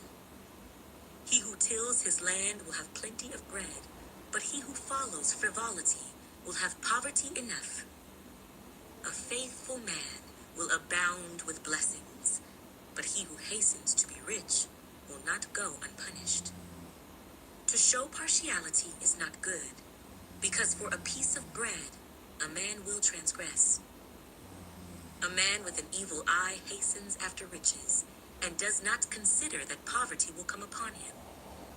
He who rebukes a man will find more favor afterward than he who flatters with the tongue.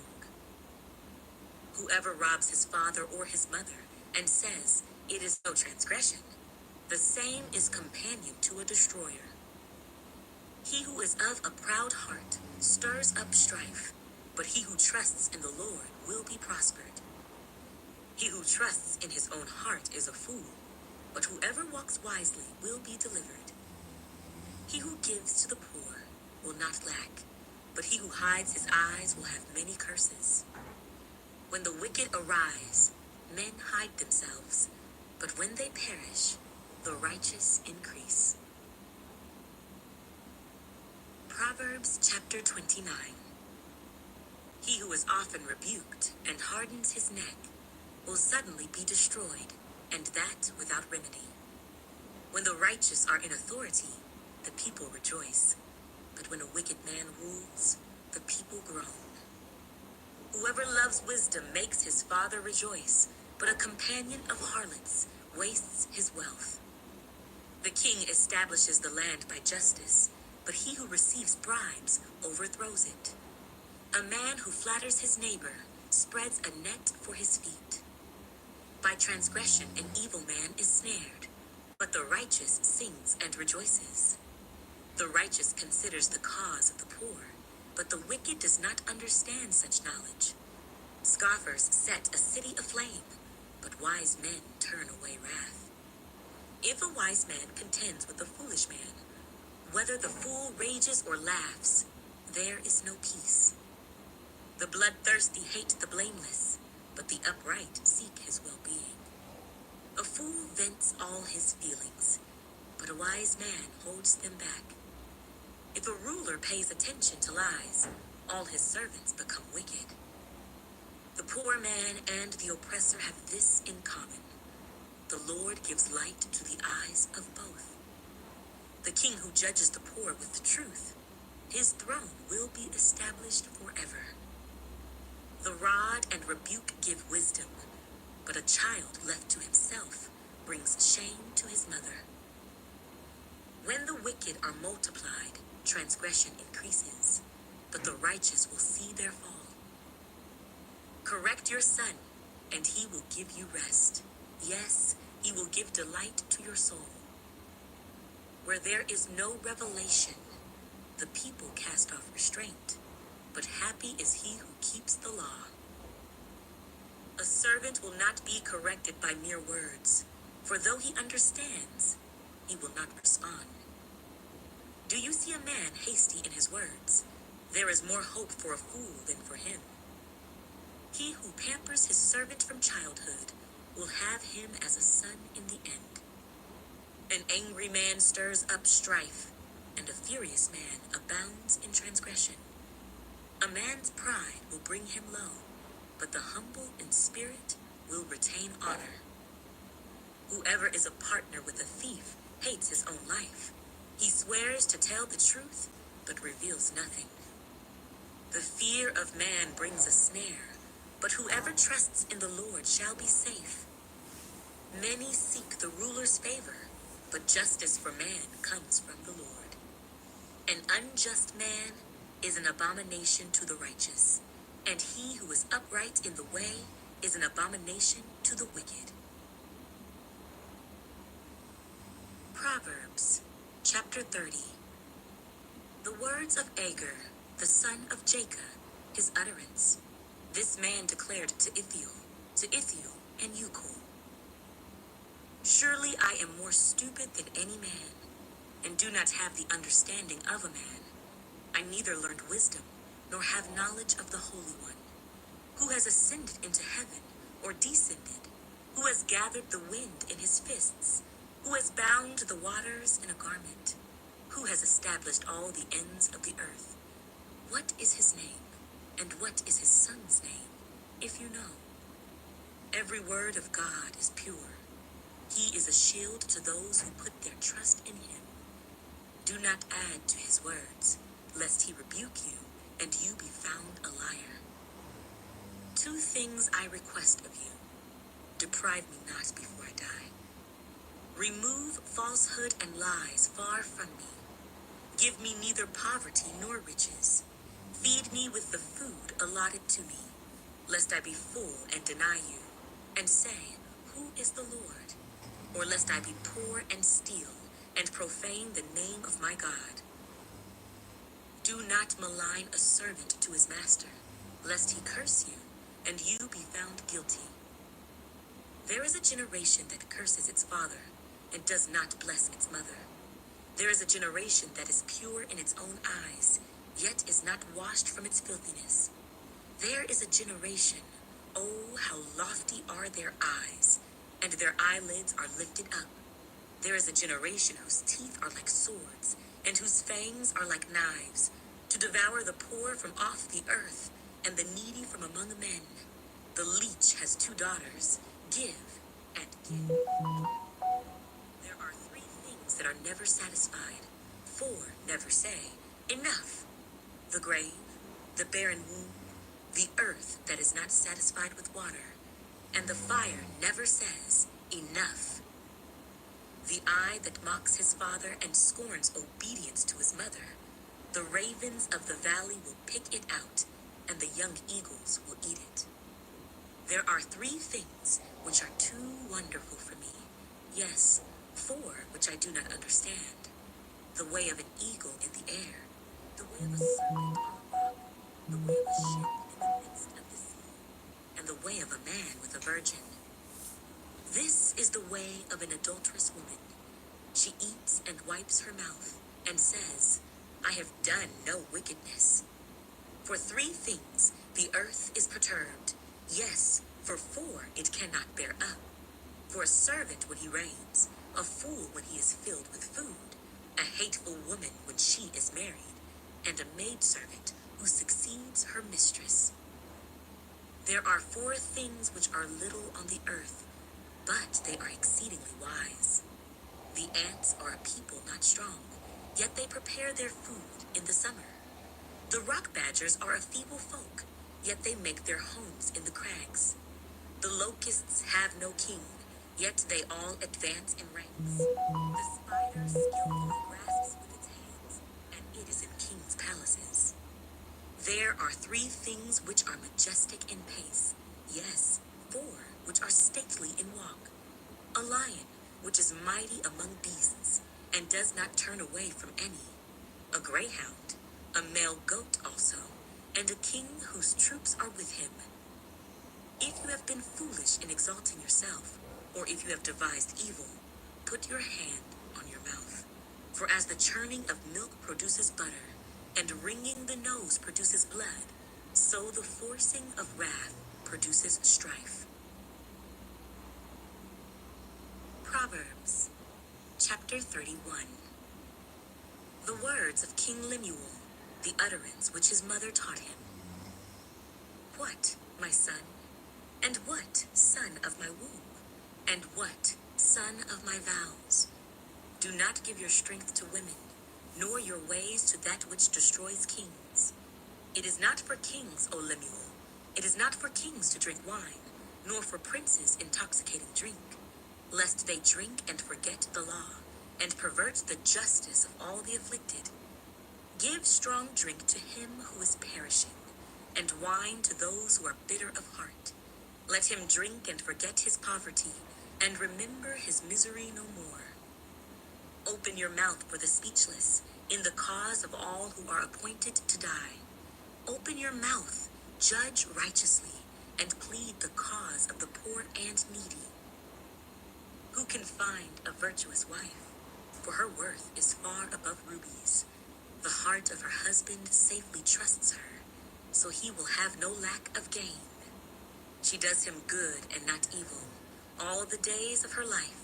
She seeks wool and flax and willingly works with her hands. She is like the merchant ships. She brings her food from afar. She also rises while it is yet night and provides food for her household and a portion for her maidservants. She considers a field and buys it. From her profits she plants a vineyard. She girds herself with strength and strengthens her arms. She perceives that her merchandise is good, and her lamp does not go out by night. She stretches out her hands to the distaff, and her hand holds the spindle. She extends her hand to the poor. Yes, she reaches out her hands to the needy. She is not afraid of snow for her household, for all her household is clothed with scarlet. She makes tapestry for herself. Her clothing is fine linen and purple. Her husband is known in the gates when he sits among the elders of the land. She makes linen garments and sells them, and supplies sashes for the merchants. Strength and honor are her clothing. She shall rejoice in time to come. She opens her mouth with wisdom, and on her tongue is the law of kindness. She watches over the ways of her household, and does not eat the bread of idleness. Her children rise up and call her blessed. Her husband also, and he praises her. Many daughters have done well, but you excel them all. Charm is deceitful and beauty is passing, but a woman who fears the Lord, she shall be praised. Give her of the fruit of her hands, and let her own works praise her in the gates. The Book of Ecclesiastes, Chapter 1. The words of the preacher, the son of David, king in Jerusalem. Vanity of vanities, says the preacher. Vanity of vanities, all is vanity. What profit has a man from all his labor in which he toils under the sun? One generation passes away, and another generation comes, but the earth abides forever.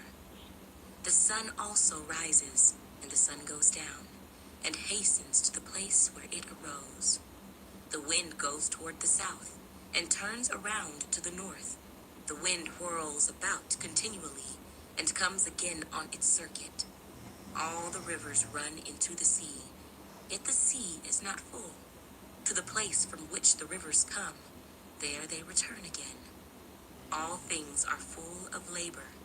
Man cannot express it. The eye is not satisfied with seeing, nor the ear filled with hearing. That which has been is what will be. That which is done is what will be done. And there is nothing new under the sun. Is there anything of which it may be said, see, this is new? It has already been in ancient times before us. There is no remembrance of former things, nor will there be any remembrance of things that are to come by those who will come after.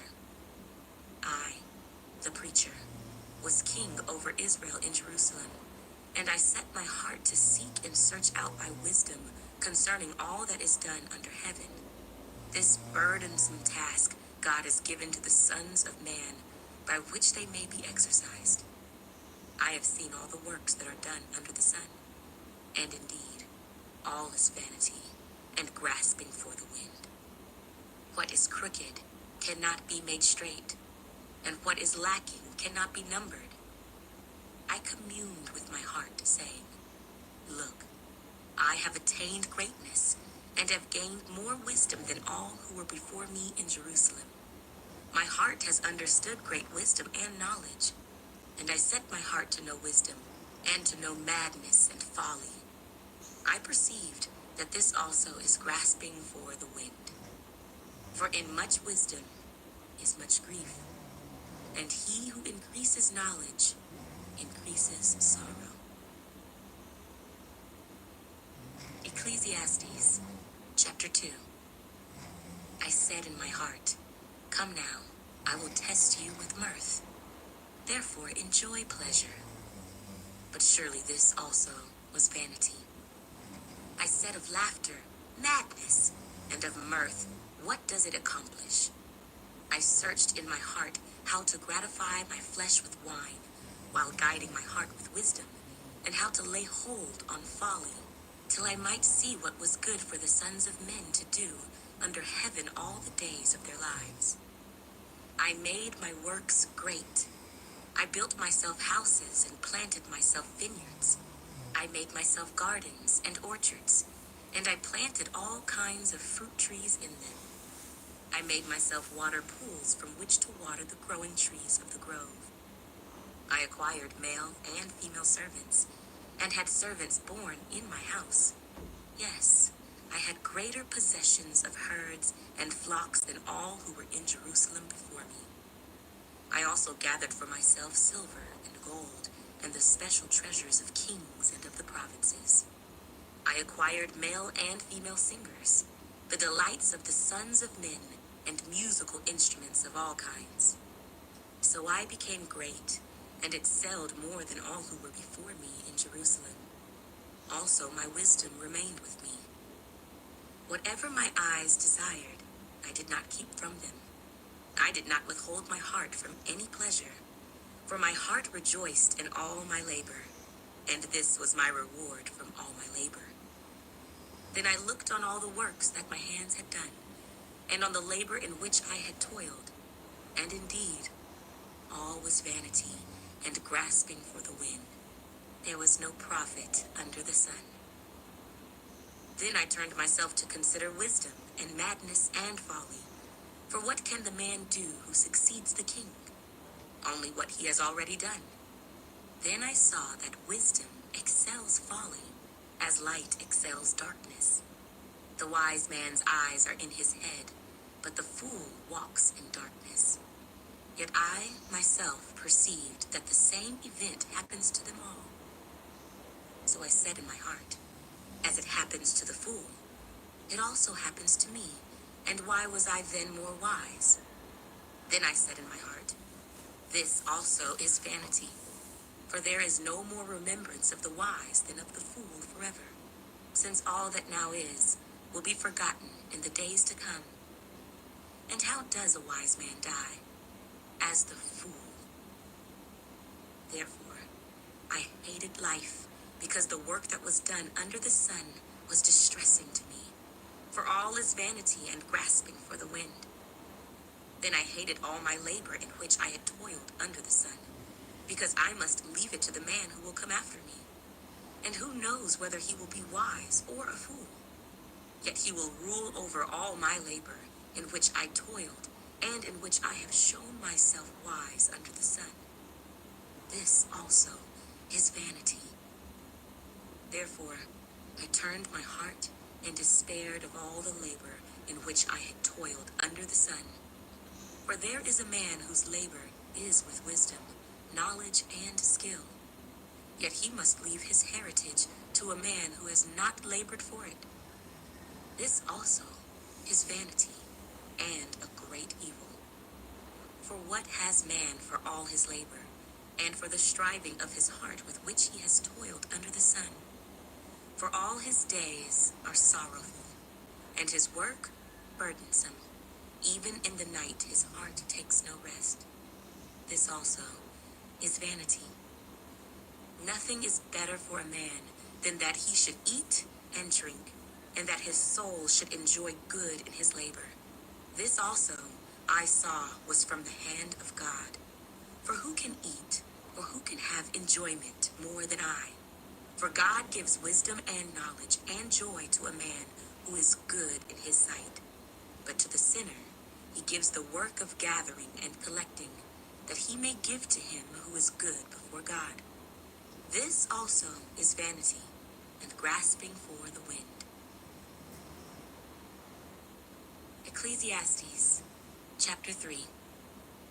To everything there is a season, a time for every purpose under heaven, a time to be born, and a time to die, a time to plant, and a time to pluck what is planted, a time to kill, and a time to heal, a time to break down, and a time to build up, a time to weep, and a time to laugh, a time to mourn, and a time to dance, a time to cast away stones, and a time to gather stones, a time to embrace, and a time to refrain from embracing, a time to gain, and a time to lose, a time to keep, and a time to throw away, a time to tear, and a time to sow, a time to keep silence, and a time to speak, a time to love, and a time to hate, a time of war, and a time of peace. What profit has the worker from that in which he labors? I have seen the God-given task with which the sons of men are to be occupied. He has made everything beautiful in its time. Also, he has put eternity in their hearts, except that no one can find out the work that God does from beginning to end. I know that nothing is better for them than to rejoice and to do good in their lives, and also that every man should eat and drink and enjoy the good of all his labor. It is the gift of God. I know that whatever God does, it shall be forever. Nothing can be added to it, and nothing taken from it. God does it, that men should fear before him. That which is has already been, and what is to be has already been. And God requires an account of what is past. Moreover, I saw under the sun, in the place of judgment, wickedness was there, and in the place of righteousness, iniquity was there. I said in my heart, God shall judge the righteous and the wicked, for there is a time there for every purpose and for every work. I said in my heart, concerning the condition of the sons of men, God tests them, that they may see that they themselves are like animals. For what happens to the sons of men also happens to animals. One thing befalls them. As one dies, so dies the other. Surely, they all have one breath. Man has no advantage over animals, for all is vanity. All go to one place. All are from the dust, and all return to dust. Who knows the spirit of the sons of men, which goes upward, and the spirit of the animal, which goes down to the earth? So I perceived that nothing is better than that a man should rejoice in his own works, for that is his heritage. For who can bring him to see what will happen after him? Ecclesiastes, chapter 4. Then I returned and considered all the oppression that is done under the sun. And look, the tears of the oppressed, but they have no comforter. On the side of their oppressors there is power, but they have no comforter. Therefore I praised the dead who were already dead, more than the living who are still alive. Yet, better than both is he who has never existed, who has not seen the evil work that is done under the sun. Again, I saw that for all toil and every skillful work, a man is envied by his neighbor. This also is vanity and grasping for the wind. The fool folds his hands and consumes his own flesh. Better a handful with quietness than both hands full, together with toil and grasping for the wind. Then I returned, and I saw vanity under the sun. There is one alone, without companion. He has neither son nor brother, yet there is no end to all his labors, nor is his eye satisfied with riches. But he never asks, for whom do I toil and deprive myself of good?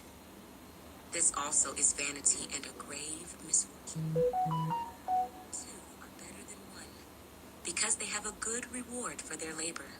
For if they fall, one will lift up his companion. But woe to him who is alone when he falls, for he has no one to help him up. Again, if two lie down together, they will keep warm. But how can one be warm alone? Though one may be overpowered by another, two can withstand him, and a threefold cord is not quickly broken. Better a poor and wise youth than an old and foolish king who will be admonished no more. For he comes out of prison to be king, although he was born poor in his kingdom. I saw all the living who walk under the sun. They were with the second youth who stands in his place. There was no end of all the people over whom he was made king. Yet those who come afterward will not rejoice in him.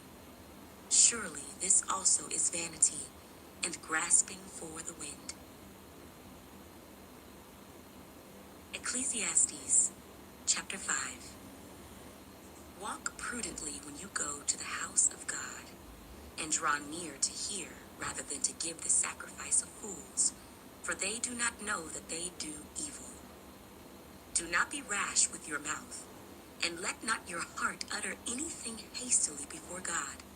For God is in heaven, and you on earth. Therefore let your words be few, for a dream comes through much activity, and a fool's voice is known by his many words. When you make a vow to God, do not delay to pay it, for he has no pleasure in fools. Pay what you have vowed. Better not to vow than to vow and not pay. Do not let your mouth cause your flesh to sin, nor say before the messenger of God that it was an error. Why should God be angry at your excuse and destroy the work of your hands? For in the multitude of dreams and many words there is also vanity. But fear God. If you see the oppression of the poor, and the violent perversion of justice and righteousness in a province, do not marvel at the matter. For high official watches over high official, and higher officials are over them. Moreover, the profit of the land is for all. Even the king is served from the field. He who loves silver will not be satisfied with silver, nor he who loves abundance with increase. This also is vanity. When goods increase, they increase who eat them. So what profit have the owners except to see them with their eyes? The sleep of a laboring man is sweet, whether he eats little or much, but the abundance of the rich will not permit him to sleep. There is a severe evil which I have seen under the sun, riches kept for their owner to his hurt. But those riches perish through misfortune. When he begets a son, there is nothing in his hand. As he came from his mother's womb, naked shall he return, to go as he came, and he shall take nothing from his labor which he may carry away in his hand. And this also is a severe evil. Just exactly as he came, so shall he go. And what profit has he who has labored for the wind? All his days he also eats in darkness, and he has much sorrow and sickness and anger. Here is what I have seen. It is good and fitting for one to eat and drink, and to enjoy the good of all his labor in which he toils under the sun all the days of his life which God gives him, for it is his heritage. As for every man to whom God has given riches and wealth, and given him power to eat of it, to receive his heritage and rejoice in his labor, this is the gift of God. For he will not dwell unduly on the days of his life, because God keeps him busy with the joy of his heart. Ecclesiastes chapter 6. There is an evil which I have seen under the sun, and it is common among men. A man to whom God has given riches and wealth and honor, so that he lacks nothing for himself of all he desires. Yet God does not give him power to eat of it, but a foreigner consumes it. This is vanity, and it is an evil affliction. If a man begets 100 children, and lives many years, so that the days of his years are many, but his soul is not satisfied with goodness, or indeed he has no burial, I say that a stillborn child is better than he, for it comes in vanity, and departs in darkness. and its name is covered with darkness.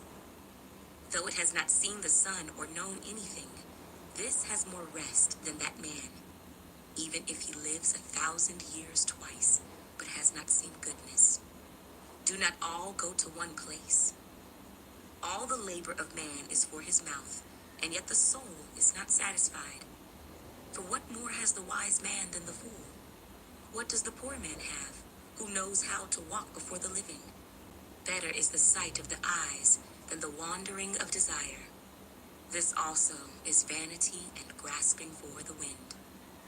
Whatever one is, he has been named already. For it is known that he is man, and he cannot contend with him who is mightier than he. Since there are many things that increase vanity, how is man the better? For who knows what is good for man in life, all the days of his vain life which he passes like a shadow? Who can tell a man what will happen after him under the sun? Ecclesiastes chapter 7. A good name is better than precious ointment, and the day of death than the day of one's birth. Better to go to the house of mourning than to go to the house of feasting, for that is the end of all men, and the living will take it to heart. Sorrow is better than laughter, for by a sad countenance the heart is made better. The heart of the wise is in the house of mourning, but the heart of fools is in the house of mirth. It is better to hear the rebuke of the wise than for a man to hear the song of fools. For like the crackling of thorns under a pot, so is the laughter of the fool. This also is vanity. Surely oppression destroys a wise man's reason, and a bribe debases the heart.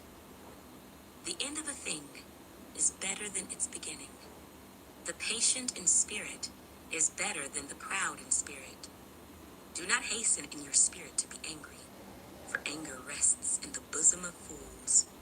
Do not say, why were the former days better than these?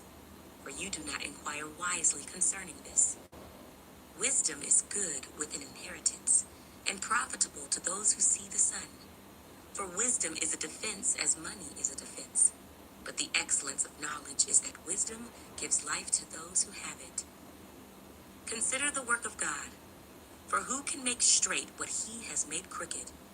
In the day of prosperity be joyful, but in the day of adversity consider.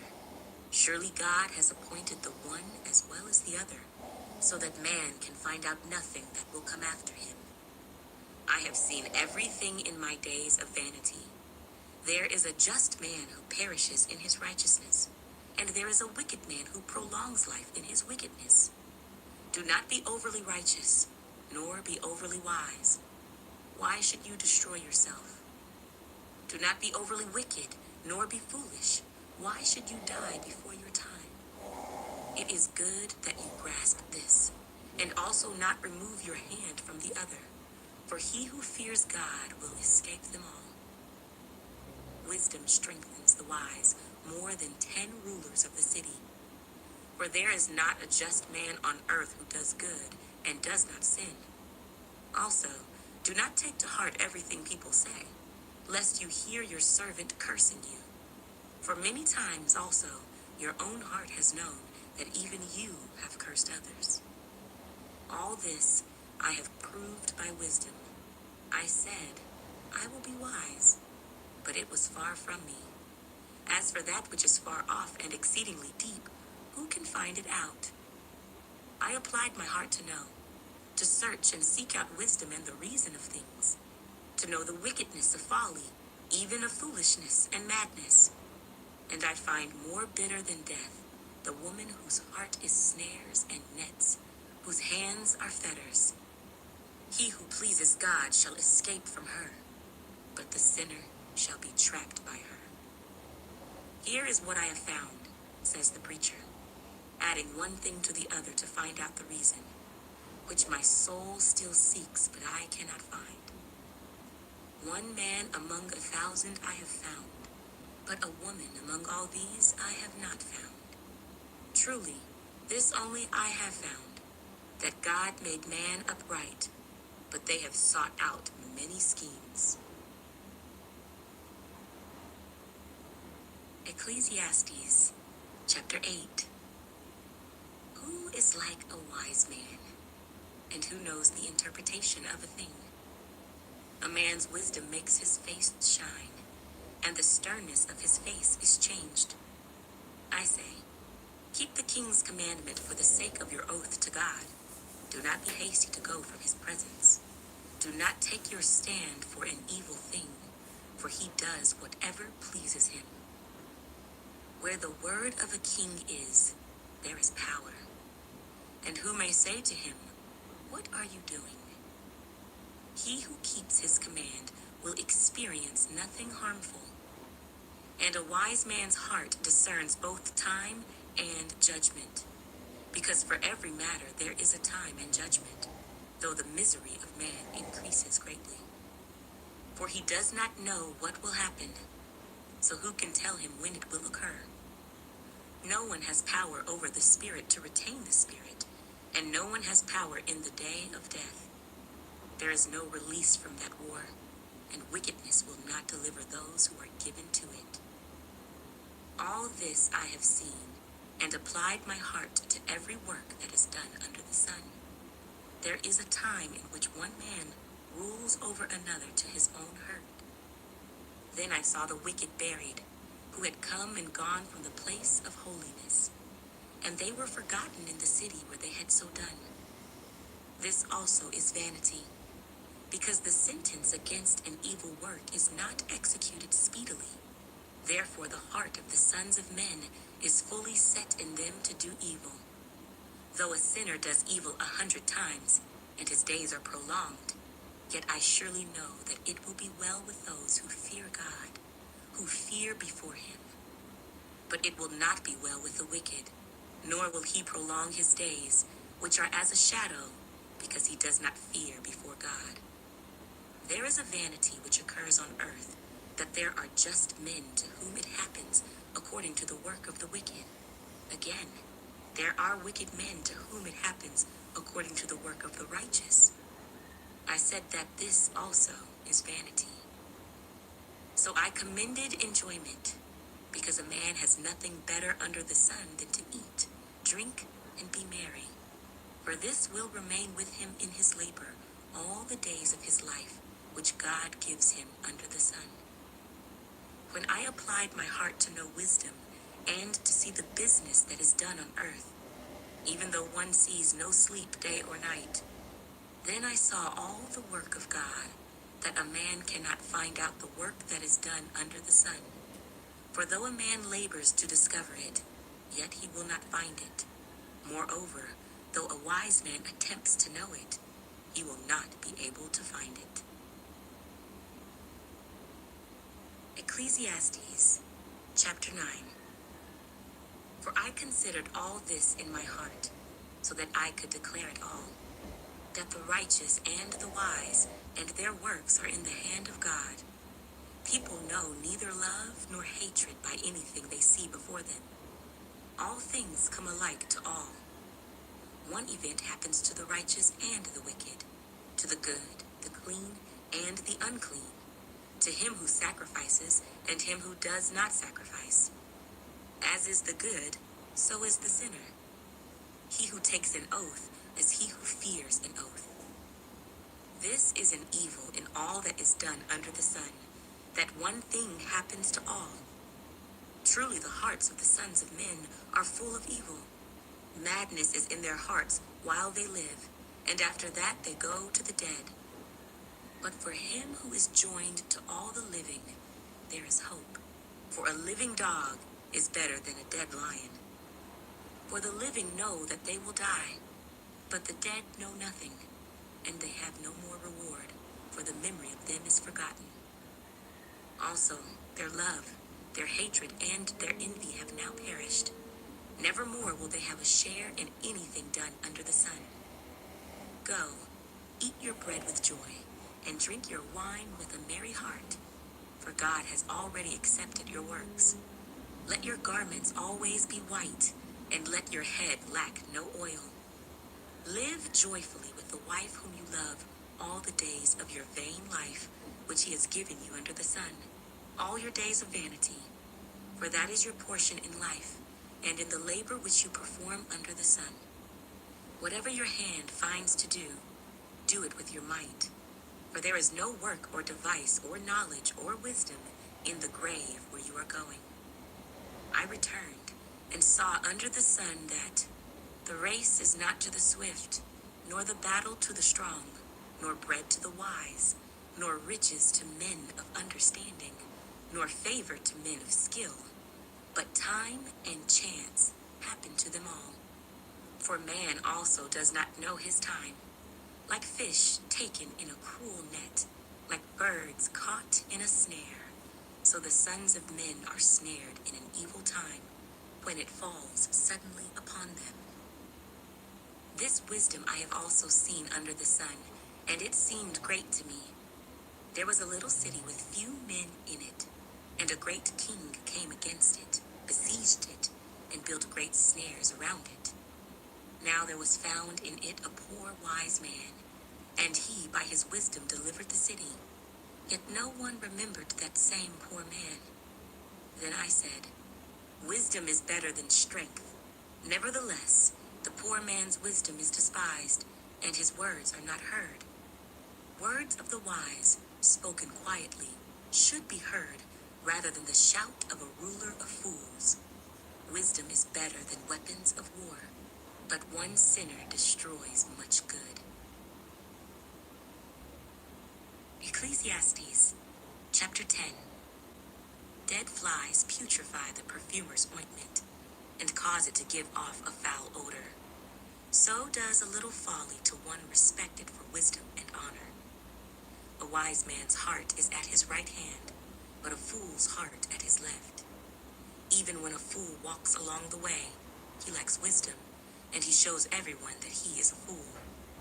If the spirit of the ruler rises against you, do not leave your post, for conciliation pacifies great offenses.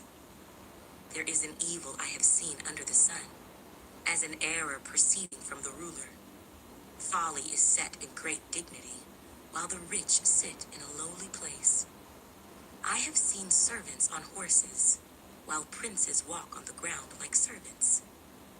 He who digs a pit will fall into it, and whoever breaks through a wall will be bitten by a serpent.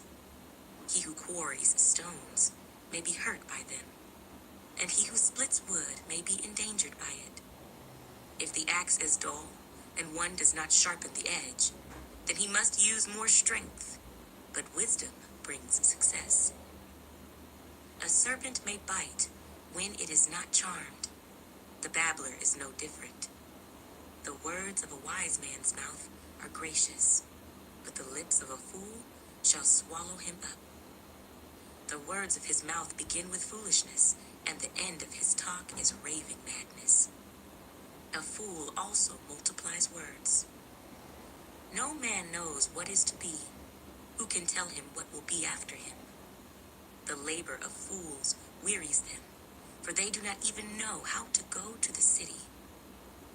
Woe to you, O land, when your king is a child, and your princes feast in the morning. Blessed are you, O land, when your king is the son of nobles, and your princes feast at the proper time, for strength and not for drunkenness. Because of laziness, the building decays, and through idleness of hands the house leaks. A feast is made for laughter, and wine makes merry, but money answers everything. Do not curse the king, even in your thought. Do not curse the rich, even in your bedroom. For a bird of the air may carry your voice, and a bird in flight may tell the matter. Ecclesiastes, chapter 11. Cast your bread upon the waters, for you will find it after many days. Give a serving to 7, and also to 8, for you do not know what evil will be on the earth. If the clouds are full of rain, they empty themselves upon the earth. And if a tree falls to the south or the north, in the place where the tree falls, there it shall lie. He who observes the wind will not sow, and he who regards the clouds will not reap. As you do not know what is the way of the wind, or how the bones grow in the womb of her who is with child, so you do not know the works of God, who makes everything. In the morning sow your seed, and in the evening do not withhold your hand. For you do not know which will prosper, either this or that, or whether both alike will be good. Truly the light is sweet, and it is pleasant for the eyes to behold the sun. But if a man lives many years and rejoices in them all, yet let him remember the days of darkness, for they will be many. All that is coming is vanity. Rejoice, O young man, in your youth, and let your heart cheer you in the days of your youth. Walk in the ways of your heart, and in the sight of your eyes. But know that for all these, God will bring you into judgment. Therefore, remove sorrow from your heart, and put away evil from your flesh, for childhood and youth are vanity. Ecclesiastes, chapter 12. Remember now your Creator in the days of your youth, before the difficult days come, and the years draw near when you say, I have no pleasure in them, while the sun and the light, the moon and the stars are not darkened, and the clouds do not return after the rain. In the day when the keepers of the house tremble, and the strong men bow down, when the grinders cease because they are few, and those that look through the windows grow dim, when the doors are shut in the streets, and the sound of grinding is low, when one rises up at the sound of a bird, and all the daughters of music are brought low.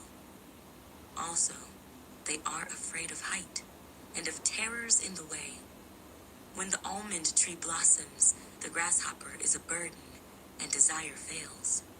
For man goes to his eternal home, and the mourners go about the streets. Remember your Creator before the silver cord is loosed, or the golden bowl is broken, or the pitcher shattered at the fountain, or the wheel broken at the well. Then the dust will return to the earth as it was, and the spirit will return to God who gave it. Vanity of vanities, says the preacher. All is vanity. And moreover, because the preacher was wise, he still taught the people knowledge. Yes, he pondered and sought out and set in order many proverbs. The preacher sought to find acceptable words, and what was written was upright, words of truth. The words of the wise are like goads, and the words of scholars are like well-driven nails, given by one shepherd. And further, my son, be admonished by these. Of making many books there is no end, and much study is wearisome to the flesh. Let us hear the conclusion of the whole matter. Fear God, and keep his commandments, for this is man's all. For God will bring every work into judgment, including every secret thing, whether good or evil. The Song of Solomon, chapter 1. The Song of Songs, which is Solomon's. The Shulamite. Let him kiss me with the kisses of his mouth, for your love is better than wine, because of the fragrance of your good ointments. Your name is ointment poured forth. Therefore the virgins love you. Draw me away. The daughters of Jerusalem, we will run after you. The Shulamite. The king has brought me into his chambers. The daughters of Jerusalem, we will be glad and rejoice in you. We will remember your love more than wine. The Shulamite. Rightly do they love you. I am dark but lovely, O daughters of Jerusalem, like the tents of Kedar, like the curtains of Solomon. Do not look upon me because I am dark, because the sun has tanned me. My mother's sons were angry with me. They made me the keeper of the vineyards, but my own vineyard I have not kept. To her beloved, tell me, O you whom I love, where you feed your flock, where you make it rest at noon. Why should I be as one who wells yourself by the flocks of your companions? The beloved, if you do not know, O fairest among women, follow in the footsteps of the flock, and feed your little goats beside the shepherd's tents. I have compared you, my love, to my filly among Pharaoh's chariots. Your cheeks are lovely with ornaments, your neck with chains of gold. The daughters of Jerusalem, we will make you ornaments of gold with studs of silver. The Shulamite, while the king is at his table, my spikenard sends forth its fragrance.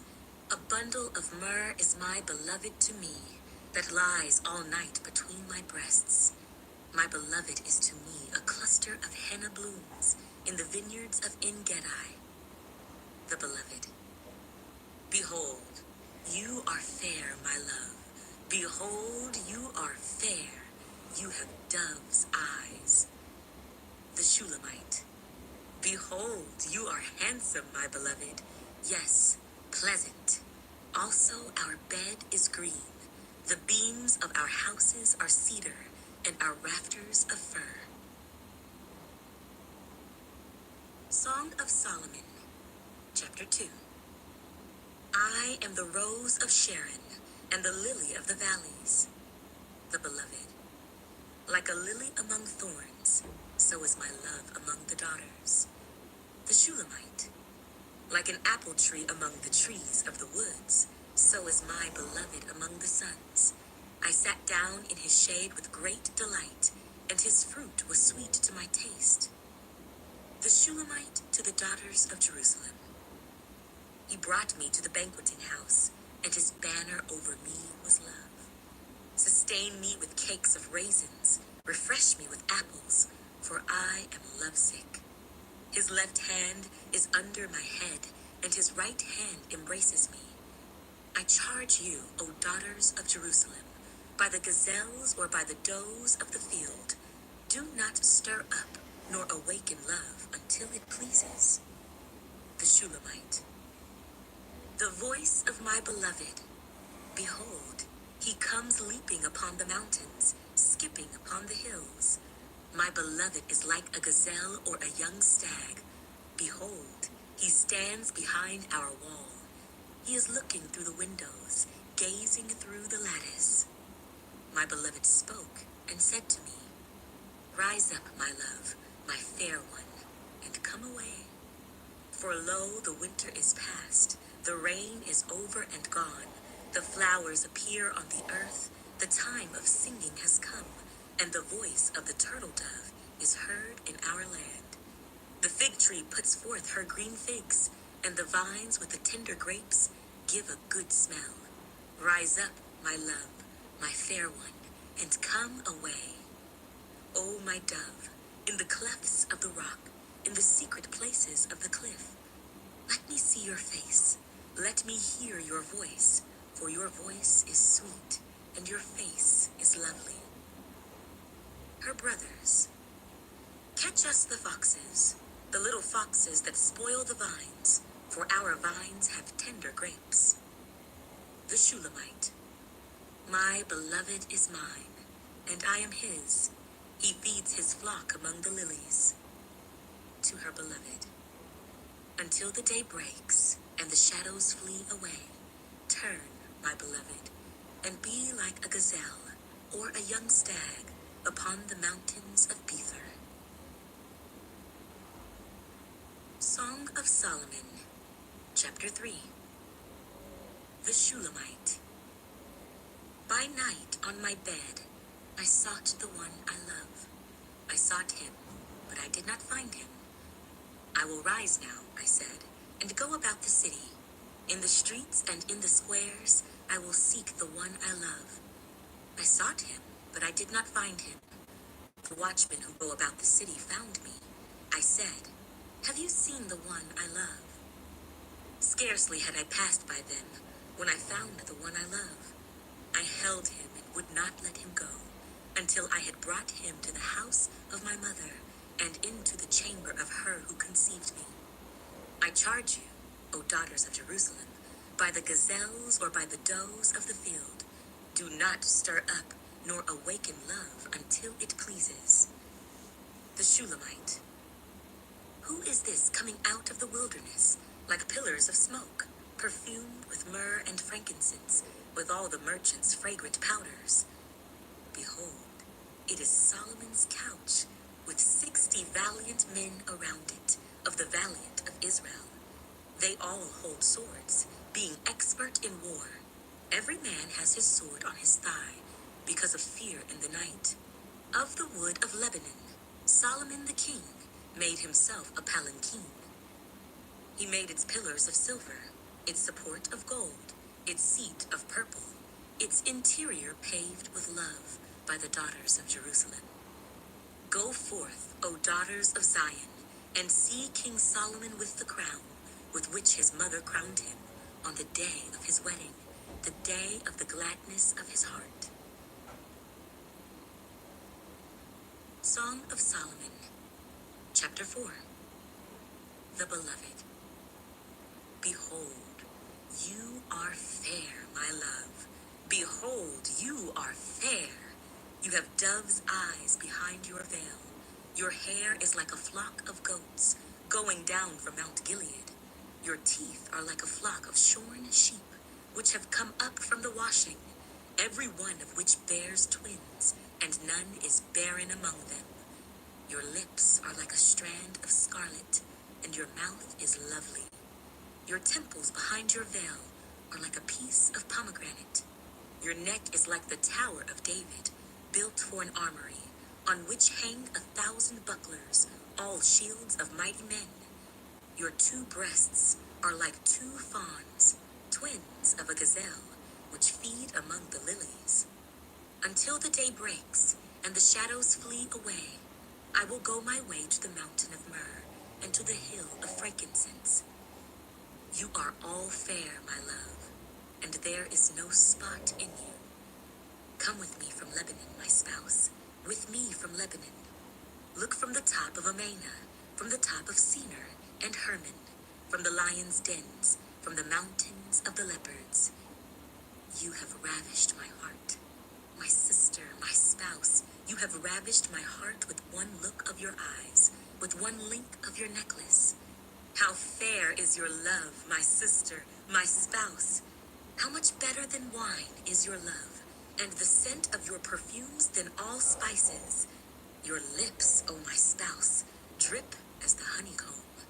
Honey and milk are under your tongue, and the fragrance of your garments is like the fragrance of Lebanon.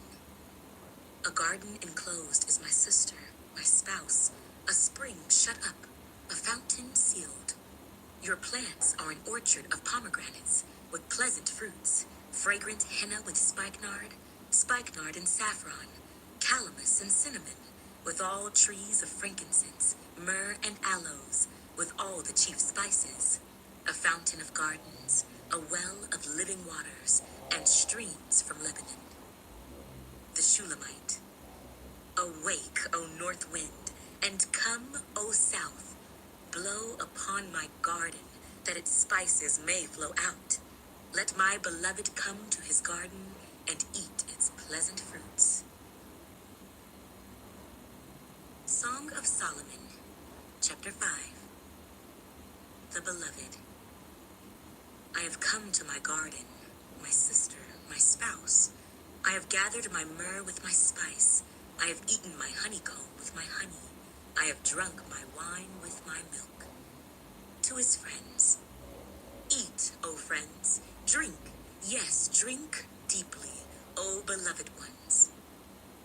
The Shulamite. I sleep, but my heart is awake.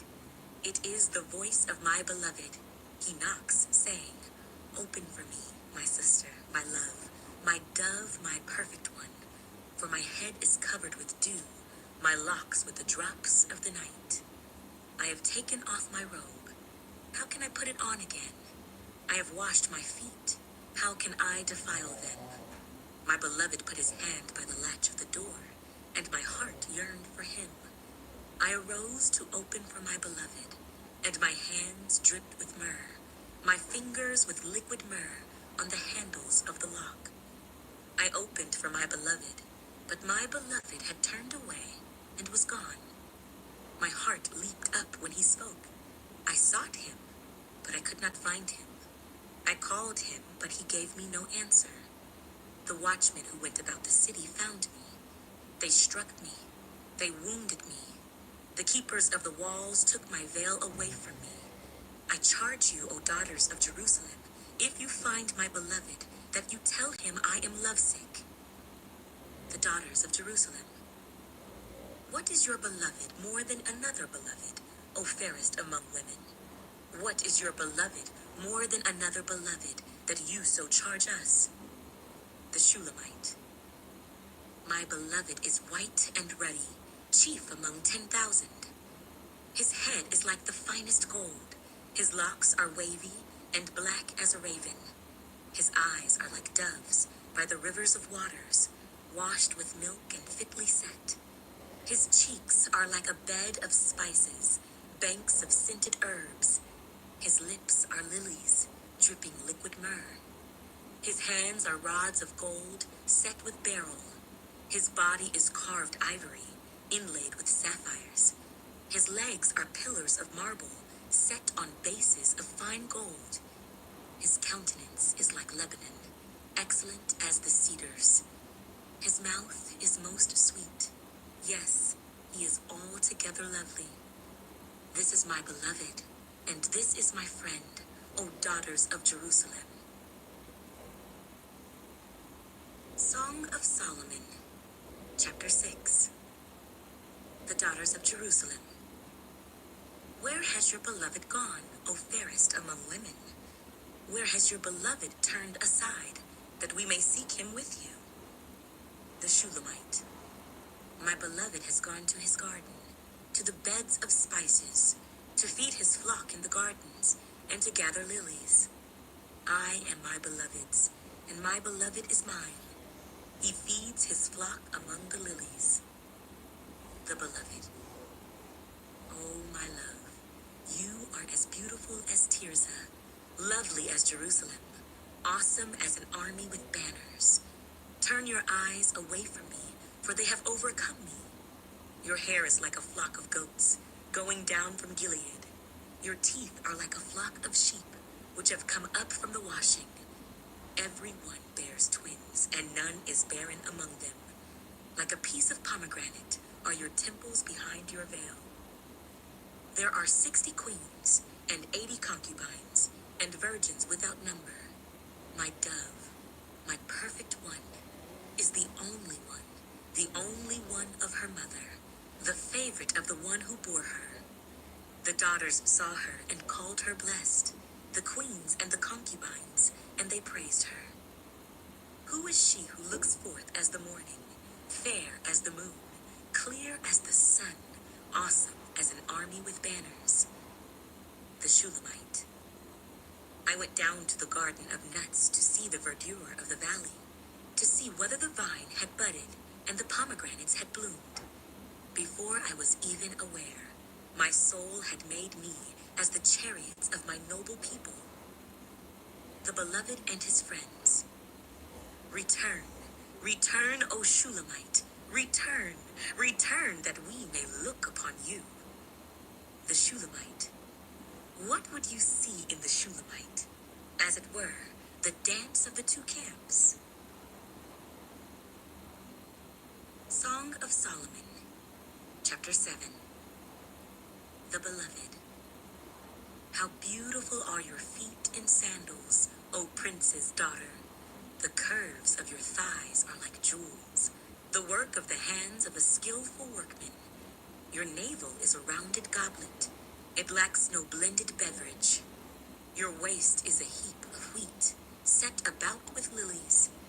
Your two breasts are like two fawns, twins of a gazelle. Your neck is like an ivory tower, your eyes like the pools in Heshbon, by the gate of Beth Rabbim.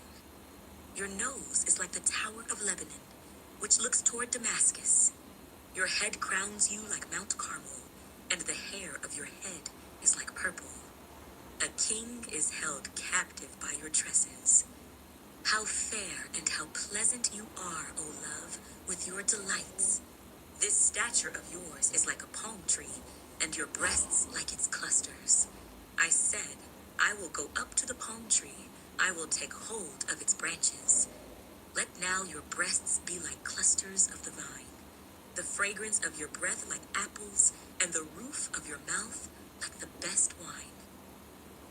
The Shulamite. The wine goes down smoothly for my beloved, moving gently the lips of sleepers. I am my beloved's, and his desire is toward me. Come, my beloved, let us go forth to the field. Let us lodge in the villages. Let us get up early to the vineyards. Let us see if the vine has budded, whether the grape blossoms are open and the pomegranates are in bloom. There I will give you my love. The mandrakes give off a fragrance, and at our gates are pleasant fruits, all manner, new and old, which I have laid up for you, my beloved. Song of Solomon, chapter 8. Oh, that you were like my brother, who nursed at my mother's breasts. If I should find you outside, I would kiss you. I would not be despised. I would lead you and bring you into the house of my mother, she who used to instruct me. I would cause you to drink of spiced wine, of the juice of my pomegranate. To the daughters of Jerusalem, his left hand is under my head, and his right hand embraces me. I charge you, O daughters of Jerusalem, do not stir up nor awaken love until it pleases. A relative. Who is this coming up from the wilderness, leaning upon her beloved? I awakened you under the apple tree. There your mother brought you forth. There she who bore you brought you forth. The Shulamite, to her beloved. Set me as a seal upon your heart, as a seal upon your arm. For love is as strong as death, jealousy as cruel as the grave. Its flames are flames of fire, a most vehement flame. Many waters cannot quench love, nor can the floods drown it. If a man would give for love all the wealth of his house, it would be utterly despised. The Shulamite's brothers. We have a little sister, and she has no breasts. What shall we do for our sister in the day when she is spoken for? If she is a wall, we will build upon her a battlement of silver, and if she is a door, we will enclose her with boards of cedar. The Shulamite. I am a wall, and my breasts like towers. Then I became in his eyes as one who found peace. Solomon had a vineyard at Baal-Hamon. He leased the vineyard to keepers. Everyone was to bring for its fruit 1,000 silver coins. To Solomon, my own vineyard is before me. You, O Solomon, may have 1,000, and those who tend its fruit 200. The beloved, you who dwell in the gardens, the companions listen for your voice. Let me hear it. The Shulamite, make haste, my beloved, and be like a gazelle or a young stag on the mountains of spices. The Book of Isaiah, chapter 1. The vision of Isaiah the son of Amos, which he saw concerning Judah and Jerusalem in the days of Uzziah, Jotham, Ahaz, and Hezekiah, kings of Judah. Hear, O heavens, and give ear, O earth, for the Lord has spoken. I have nourished and brought up children, and they have rebelled against me. The ox knows its owner, and the donkey its master's crib. But Israel does not know. My people do not consider. Alas, sinful nation, a people laden with iniquity, a brood of evildoers. children who are corrupters. They have forsaken the Lord. They have provoked to anger the Holy One of Israel. They have turned away backward. Why should you be stricken again? You will revolt more and more. The whole head is sick, and the whole heart faints. From the sole of the foot even to the head, there is no soundness in it, but wounds and bruises and putrefying sores. They have not been closed or bound up, or soothed with ointment. Your country is desolate. Your cities are burned with fire. Strangers devour your land in your presence, and it is desolate as overthrown by strangers. So the daughter of Zion is left as a booth in a vineyard, as a hut in a garden of cucumbers, as a besieged city. Unless the Lord of hosts had left to us a very small remnant, we would have become like Sodom. We would have been made like Gomorrah. Hear the word of the Lord, you rulers of Sodom. Give ear to the law of our God, you people of Gomorrah. To what purpose is the multitude of your sacrifices to me, says the Lord? I have had enough of burnt offerings of rams and the fat of fed cattle. I do not delight in the blood of bulls or of lambs or goats. When you come to appear before me, who has required this from your hand to trample my courts? Bring no more futile sacrifices. Incense is an abomination to me. The new moons, the Sabbaths, and the calling of assemblies. I cannot endure iniquity and the sacred meeting. Your new moons and your appointed feasts, my soul hates. They are a trouble to me. I am weary of bearing them. When you spread out your hands, I will hide my eyes from you. Even though you make many prayers, I will not hear. Your hands are full of blood. Wash yourselves. Make yourselves clean. Put away the evil of your doings from before my eyes. Cease to do evil. Learn to do good. Seek justice. Rebuke the oppressor. Defend the fatherless. Plead for the widow. Come now, and let us reason together, says the Lord. Though your sins are like scarlet, they shall be as white as snow. Though they are red like crimson, they shall be as wool. If you are willing and obedient, you shall eat the good of the land. But if you refuse and rebel, you shall be devoured by the sword, for the mouth of the Lord has spoken. How the faithful city has become a harlot. It was full of justice, righteousness lodged in it, but now murderers. Your silver has become dross, your wine mixed with water. Your princes are rebellious and companions of thieves. Everyone loves bribes and follows after rewards. They do not defend the fatherless, nor does the cause of the widow come before them. Therefore the Lord says, the Lord of hosts, the mighty one of Israel, ah, I will rid myself of my adversaries and take vengeance on my enemies.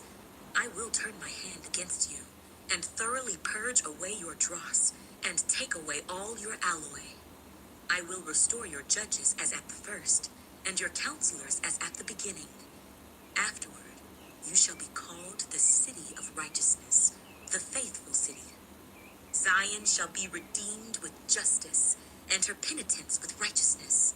The destruction of transgressors and of sinners shall be together, and those who forsake the Lord shall be consumed. For they shall be ashamed of the terebinth trees which you have desired, and you shall be embarrassed because of the gardens which you have chosen. For you shall be as a terebinth whose leaf fades, and as a garden that has no water. The strong shall be as tinder, and the work of it as a spark. Both will burn together, and no one shall quench them.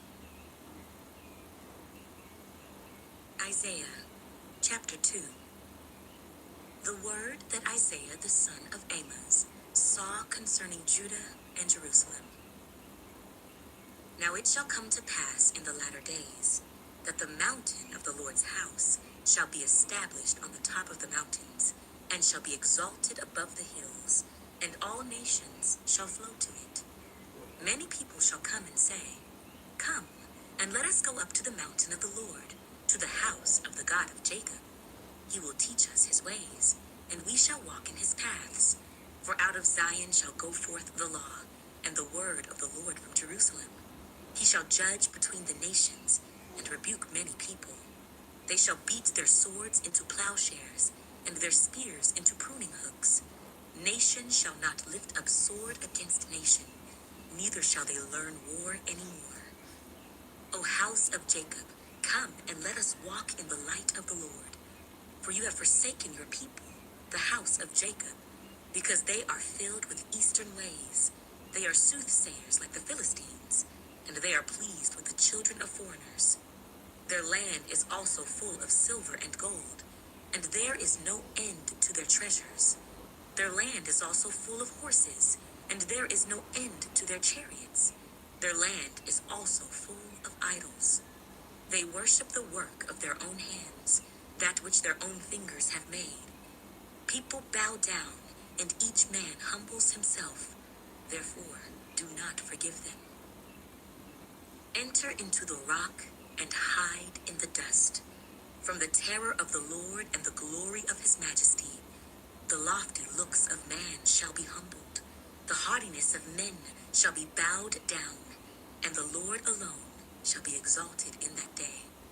For the day of the Lord of hosts shall come upon everything proud and lofty, upon everything lifted up, and it shall be brought low, upon all the cedars of Lebanon that are high and lifted up, and upon all the oaks of Bashan, upon all the high mountains, and upon all the hills that are lifted up, upon every high tower, and upon every fortified wall, upon all the ships of Tarshish, and upon all the beautiful sloops.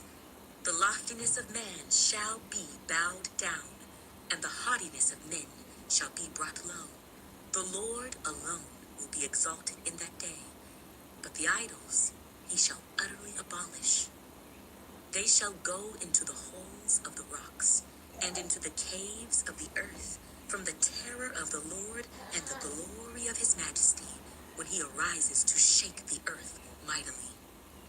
In that day, a man will cast away his idols of silver, and his idols of gold, which they made, each for himself to worship, to the moles and bats, to go into the clefts of the rocks, and into the crags of the rugged rocks, from the terror of the Lord and the glory of his majesty, when he arises to shake the earth mightily.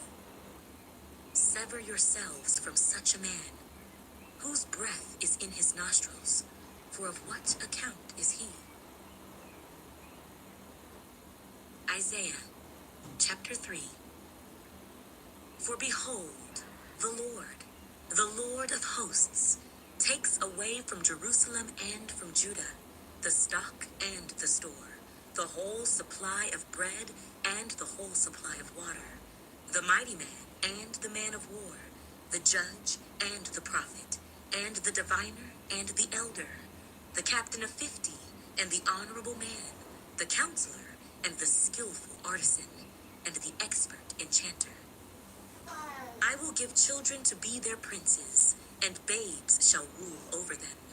The people will be oppressed, every one by another, and every one by his neighbor. The child will be insolent toward the elder, and the base toward the honorable. When a man takes hold of his brother in the house of his father, saying, You have clothing, you be our ruler, and let these ruins be under your power. In that day, he will protest, saying, I cannot cure your ills, for in my house is neither food nor clothing. Do not make me a ruler of the people. For Jerusalem stumbled, and Judah is fallen, because their tongue and their doings are against the Lord, to provoke the eyes of his glory. The look on their countenance witnesses against them, and they declare their sin as Sodom. They do not hide it. Woe to their soul, for they have brought evil upon themselves. Say to the righteous that it shall be well with them, for they shall eat the fruit of their doings. Woe to the wicked, it it shall be ill with him, for the reward of his hands shall be given him. As for my people, children are their oppressors, and women rule over them. O my people, those who lead you cause you to err, and destroy the way of your paths. The Lord stands up to plead, and stands to judge the people. The Lord will enter into judgment with the elders of his people and his princes. For you have eaten up the vineyard, the plunder of the poor is in your houses. What do you mean by crushing my people and grinding the faces of the poor? Says the Lord God of hosts. Moreover, the Lord says, because the daughters of Zion are haughty, and walk with outstretched necks and wanton eyes, walking and mincing as they go, making a jingling with their feet. Therefore the Lord will strike with a scab the crown of the head of the daughters of Zion, and the Lord will uncover their secret parts. In that day, the Lord will take away the finery, the jingling anklets, the scarves and the crescents, the pendants, the bracelets, and the veils, the headdresses, the leg ornaments, and the headbands, the perfume boxes, the charms, and the rings, the nose jewels, the festal apparel, and the mantles, the outer garments, the purses, and the mirrors, the fine linen, the turbans, and the robes. And so it shall be, instead of a sweet smell, there will be a stench. Instead of a sash, a rope. Instead of well-set hair, baldness. Instead of a rich robe, a girding of sackcloth, and branding instead of beauty. Your men shall fall by the sword, and your mighty in the war. Her gates shall lament and mourn, and she being desolate shall sit on the ground. Isaiah chapter 4. And in that day 7 women shall take hold of one man, saying, we will eat our own food and wear our own apparel. Only let us be called by your name, to take away our reproach. In that day the branch of the Lord shall be beautiful and glorious, and the fruit of the earth shall be excellent and appealing for those of Israel who have escaped. And it shall come to pass that he who is left in Zion and remains in Jerusalem will be called holy, everyone who is recorded among the living in Jerusalem. When the Lord has washed away the filth of the daughters of Zion, and purged the blood of Jerusalem from her midst, by the spirit of judgment and by the spirit of burning, then the Lord will create above every dwelling place of Mount Zion, and above her assemblies, a cloud and smoke by day, and the shining of a flaming fire by night. For over all the glory there will be a covering, and there will be a tabernacle for shade in the daytime from the heat, for a place of refuge, and for a shelter from storm and rain. Isaiah chapter 5. Now let me sing to my well-beloved a song of my beloved regarding his vineyard. My well-beloved has a vineyard on a very fruitful hill. He dug it up and cleared out its stones, and planted it with the choicest vine. He built a tower in its midst, and also made a winepress in it. So he expected it to bring forth good grapes. But it brought forth wild grapes. And now, O inhabitants of Jerusalem, and men of Judah, judge, please, between me and my vineyard. What more could have been done to my vineyard that I have not done in it? Why then, when I expected it to bring forth good grapes, did it bring forth wild grapes? And now, please, let me tell you what I will do to my vineyard. I will take away its hedge, and it shall be burned, and break down its wall, and it shall be trampled down. I will lay it waste. It shall not be pruned or dug, but there shall come up briars and thorns. I will also command the clouds, that they rain no rain on it. For the vineyard of the Lord of hosts is the house of Israel, and the men of Judah are his pleasant plant. He looked for justice, but behold, oppression. for righteousness, but behold, a cry for help. Woe to those who join house to house. They add field to field, till there is no place where they may dwell alone in the midst of the land. In my hearing the Lord of hosts said, truly, many houses shall be desolate, great and beautiful ones, without inhabitant. For 10 acres of vineyard shall yield 1 bath, and a homer of seed shall yield 1 ephah. Woe to those who rise early in the morning, that they may follow intoxicating drink, who continue until night, till wine inflames them. The harp and the strings, the tambourine and flute, and wine are in their feasts, but they do not regard the work of the Lord, nor consider the operation of his hands. Therefore my people have gone into captivity, because they have no knowledge. Their honorable men are famished, and their multitude dried up with thirst. Therefore Sheol has enlarged itself, and opened its mouth beyond measure. Their glory and their multitude and their pomp, and he who is jubilant shall descend into it. People shall be brought down, each man shall be humbled, and the eyes of the lofty shall be humbled. But the Lord of hosts shall be exalted in judgment, and God, who is holy, shall be hallowed in righteousness. Then the lambs shall feed in their pasture, and in the waste places of the fat ones strangers shall eat. Woe to those who draw iniquity with cords of vanity, and sin as if with a cart rope, that say, let him make speed and hasten his work, that we may see it. And let the counsel of the Holy One of Israel draw near and come, that we may know it. Woe to those who call evil good, and good evil, who put darkness for light, and light for darkness, who put bitter for sweet, and sweet for bitter. Woe to those who are wise in their own eyes, and prudent in their own sight. Woe to men mighty at drinking wine. Woe to men valiant for mixing intoxicating drink, who justify the wicked for a bribe, and take away justice from the righteous man. Therefore, as the fire devours the stubble, and the flame consumes the chaff, so their root will be as rottenness, and their blossom will ascend like dust, because they have rejected the law of the Lord of hosts, and despised the word of the Holy One of Israel.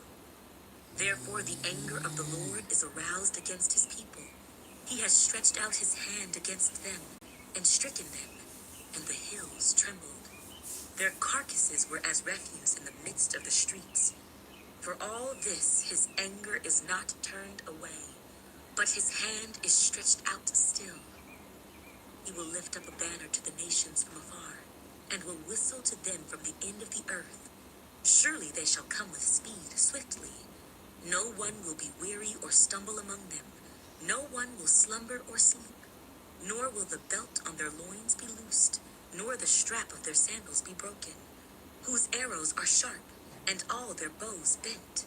Their horses' hooves will seem like flint, and their wheels like a whirlwind. Their roaring will be like a lion. They will roar like young lions. Yes, they will roar and lay hold of the prey. They will carry it away safely, and no one will deliver.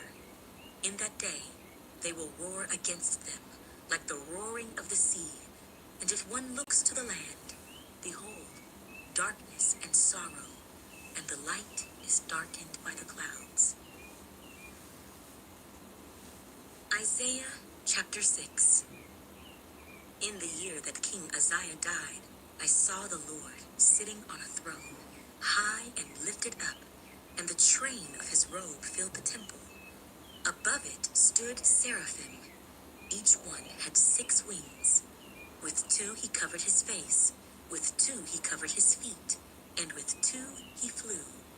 And one cried to another and said, Holy, holy, holy is the Lord of hosts.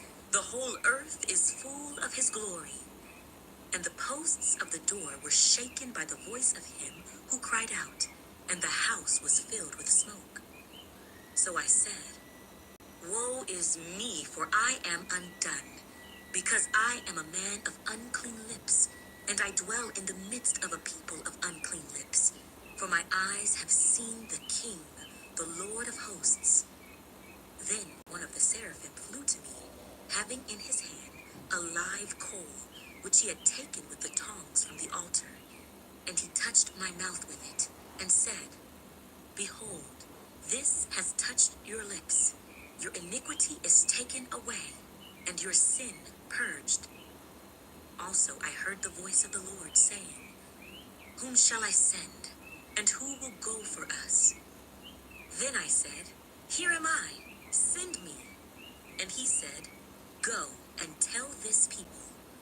Keep on hearing, but do not understand. Keep on seeing, but do not perceive. Make the heart of this people dull, and their ears heavy, and shut their eyes, lest they see with their eyes, and hear with their ears, and understand with their heart, and return and be healed. Then I said, Lord, how long? And he answered, Until the cities are laid waste and without inhabitant. The houses are without a man. The land is utterly desolate. The Lord has removed men far away, and the forsaken places are many in the midst of the land. But yet a tenth will be in it, and will return and be for consuming, as a terebinth tree or as an oak, whose stump remains when it is cut down. So the holy seed shall be its stump. Isaiah chapter 7. Now it came to pass in the days of Ahaz, the son of Jotham, the son of Uzziah, king of Judah, that Rezin, king of Syria, and Pekah, the son of Remaliah, king of Israel, went up to Jerusalem to make war against it, but could not prevail against it. And it was told to the house of David, saying, Syria's forces are deployed in Ephraim. So his heart and the heart of his people were moved as the trees of the woods are moved with the wind. Then the Lord said to Isaiah, Go out now to meet Ahaz, you and Shear-Jashub your son, at the end of the aqueduct from the upper pool, on the highway to the fuller's field, and say to him, Take heed and be quiet. Do not fear or be faint-hearted for these two stubs of smoking firebrands, for the fierce anger of Rezin and Syria, and the son of Remaliah. Because Syria, Ephraim, and the son of Remaliah have plotted evil against you, saying, Let us go up against Judah and trouble it, and let us make a gap in its wall for ourselves, and set a king over them, the son of Tabal. Thus says the Lord God, It shall not stand, nor shall it come to pass. For the head of Syria is Damascus, and the head of Damascus is Rezin. Within 65 years, Ephraim will be broken, so that it will not be a people. The head of Ephraim is Samaria, and the head of Samaria is Remaliah's son. If you will not believe, surely you shall not be established. Moreover, the Lord spoke again to Ahaz, saying, Ask a sign for yourself from the Lord your God. Ask it either in the depth or in the height above. But Ahaz said, I will not ask, nor will I test the Lord. Then he said, Hear now, O house of David. Is it a small thing for you to weary men, but will you weary my God also? Therefore the Lord himself will give you a sign.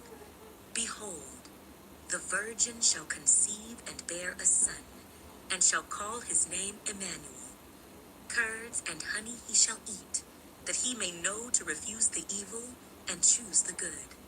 For before the child shall know to refuse the evil and choose the good, the land that you dread will be forsaken by both her kings. The Lord will bring the king of Assyria upon you, and your people and your father's house, days that have not come since the day that Ephraim departed from Judah. And it shall come to pass in that day that the Lord will whistle for the fly that is in the farthest part of the rivers of Egypt, and for the bee that is in the land of Assyria. They will come, and all of them will rest in the desolate valleys and in the clefts of the rocks, and on all thorns and in all pastures. In the same day, the Lord will shave with a hired razor with those from beyond the river, with the king of Assyria. Assyria, the head and the hair of the legs, and will also remove the beard. It shall be in that day that a man will keep alive a young cow and 2 sheep. So it shall be, from the abundance of milk they give, that he will eat curds. For curds and honey everyone will eat who is left in the land. It shall happen in that day that wherever there could be 1,000 vines, worth 1,000 shekels of silver, it will be for briars and thorns. With arrows and bows, men will come there, because all the land will become briars and thorns. And to any hill which could be dug with the hoe, you will not go there for fear of briars and thorns, but it will become a range for oxen and a place for sheep to roam. Isaiah chapter 8. Moreover, the Lord said to me, take a large scroll, and write on it with a man's pen concerning Maher-shalal-Hashbaz. And I will take for myself faithful witnesses to record, Uriah the priest, and Zechariah the son of Jeberechiah. Then I went to the prophetess, and she conceived and bore a son. Then the Lord said to me, call his name Maher-shalal-Hashbaz, for before the child shall have knowledge to cry, my father and my mother, the riches of Damascus and the spoil of Samaria will be taken away before the king of Assyria. The Lord also spoke to me again, saying, inasmuch as these people refused the waters of Shiloah that flow softly, and rejoice in Rezin and in Remaliah's son, now therefore, behold, the Lord brings up over them the waters of the river, strong and mighty, the king of Assyria and all his glory. He will go up over all his channels, and go over all his banks. He will pass through Judah. He will overflow and pass over. He will reach up to the neck, and the stretching out of his wings will fill the breadth of your land, O Emmanuel. Be shattered, O you peoples, and be broken in pieces. Give ear, all you from far countries. Gird yourselves, but be broken in pieces. Gird yourselves, but be broken in pieces. Take counsel together, but it will come to nothing. Speak the word, but it will not stand, for God is with us. For the Lord spoke thus to me with a strong hand, and instructed me that I should not walk in the way of this people, saying, do not say a conspiracy concerning all that this people call a conspiracy, nor be afraid of their threats, nor be troubled. The Lord of hosts, him you shall hallow. Let him be your fear, and let him be your dread. He will be as a sanctuary, but a stone of stumbling and a rock of offense to both the houses of Israel, as a trap and a snare to the inhabitants of Jerusalem. And many among them shall stumble. They shall fall and be broken, be snared and taken. Bind up the testimony, seal the law among my disciples, and I will wait on the Lord, who hides his face from the house of Jacob, and I will hope in him. Here am I and the children whom the Lord has given me. We are for signs and wonders in Israel, from the Lord of hosts, who dwells in Mount Zion. And when they say to you, seek those who are mediums and wizards, who whisper and mutter, should not a people seek their God? Should they seek the dead on behalf of the living? To the law and to the testimony, if they do not speak according to this word, it is because there is no light in them. They will pass through it hard-pressed and hungry. And it shall happen, when they are hungry, that they will be enraged and curse their king and their God, and look upward. Then they will look to the earth, and see trouble and darkness, gloom of anguish, and they will be driven into darkness. Isaiah chapter 9. Nevertheless, the gloom will not be upon her who is distressed, as when at first he lightly esteemed the land of Zebulun and the land of Naphtali, and afterward more heavily oppressed her, by the way of the sea, beyond the Jordan, in Galilee of the Gentiles. The people who walked in darkness have seen a great light. those who dwelt in the land of the shadow of death, upon them a light has shined. You have multiplied the nation and increased its joy. They rejoice before you, according to the joy of harvest, as men rejoice when they divide the spoil. For you have broken the yoke of his burden, and the staff of his shoulder, the rod of his oppressor, as in the day of Midian. For every warrior's sandal from the noisy battle, and garments rolled in blood, will be used for burning and fuel of fire. For unto us a child is born, unto us a son is given, and the government will be upon his shoulder, and his name will be called Wonderful Counselor, Mighty God, Everlasting Father, Prince of Peace. Of the increase of his government and peace, there will be no end. Upon the throne of David and over his kingdom, to order it and establish it with judgment and justice, from that time forward, even forever. The zeal of the Lord of hosts will perform this. The Lord sent a word against Jacob, and it has fallen on Israel. All the people will know, Ephraim and the inhabitant of Samaria, who say in pride and arrogance of heart, the bricks have fallen down, but we will rebuild with hewn stones. The sycamores are cut down, but we will replace them with cedars. Therefore the Lord shall set up the adversaries of reason against him, and spur his enemies on, the Syrians before and the Philistines behind, and they shall devour Israel with an open mouth. For all this his anger is not turned away, but his hand is stretched out still. For the people do not turn to him who strikes them, nor do they seek the Lord of hosts. Therefore, the Lord will cut off head and tail from Israel, palm branch and bulrush in one day. The elder and honorable, he is the head. The prophet who teaches lies, he is the tail. For the leaders of this people cause them to err, and those who are led by them are destroyed. Therefore the Lord will have no joy in their young men, nor have mercy on their fatherless and widows. For everyone is a hypocrite and an evildoer, and every mouth speaks folly. For all this, his anger is not turned away, but his hand is stretched out still. For wickedness burns as the fire. It shall devour the briars and thorns, and kindle in the thickets of the forest. They shall mount up like rising smoke. Through the wrath of the Lord of hosts, the land is burned up, and the people shall be as fuel for the fire. No man shall spare his brother, and he shall snatch on the right hand and be hungry.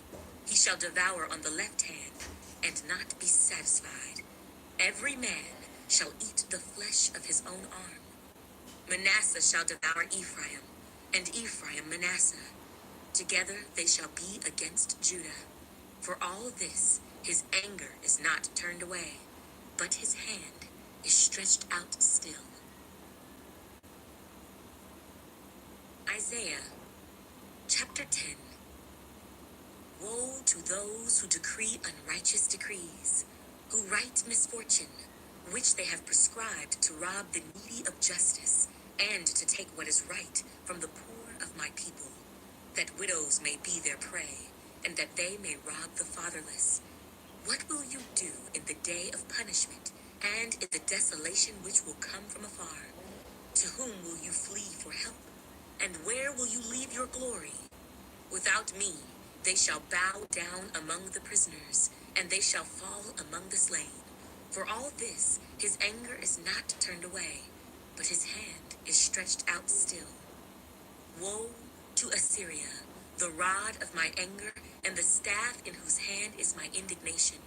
I will send him against an ungodly nation, and against the people of my wrath I will give him charge, to seize the spoil, to take the prey, and to tread them down like the mire of the streets. Yet he does not mean so, nor does his heart think so. But it is in his heart to destroy, and cut off not a few nations. For he says, are not my princes altogether kings? Is not Calno like Carchemish? Is not Hamath like Arpad? Is not Samaria like Damascus? As my hand has found the kingdoms of the idols, whose carved images excelled those of Jerusalem and Samaria, as I have done to Samaria and her idols, shall I not do also to Jerusalem and her idols? Therefore it shall come to pass, when the Lord has performed all his work on Mount Zion and on Jerusalem, that he will say, I will punish the fruit of the arrogant heart of the king of Assyria, and the glory of his haughty looks. For he says, by the strength of my hand I have done it, and by my wisdom, for I am prudent. Also I have removed the boundaries of the people, and have robbed their treasuries. So I have put down the inhabitants like a valiant man. My hand has found like a nest the riches of the people, and as one gathers eggs that are left, I have gathered all the earth, and there was no one who moved his wing, nor opened his mouth with even a peep. Shall the axe boast itself against him who chops with it? Or shall the saw exalt itself against him who saws with it? As if a rod could wield itself against those who lift it up, or as if a staff could lift up, as if it were not wood.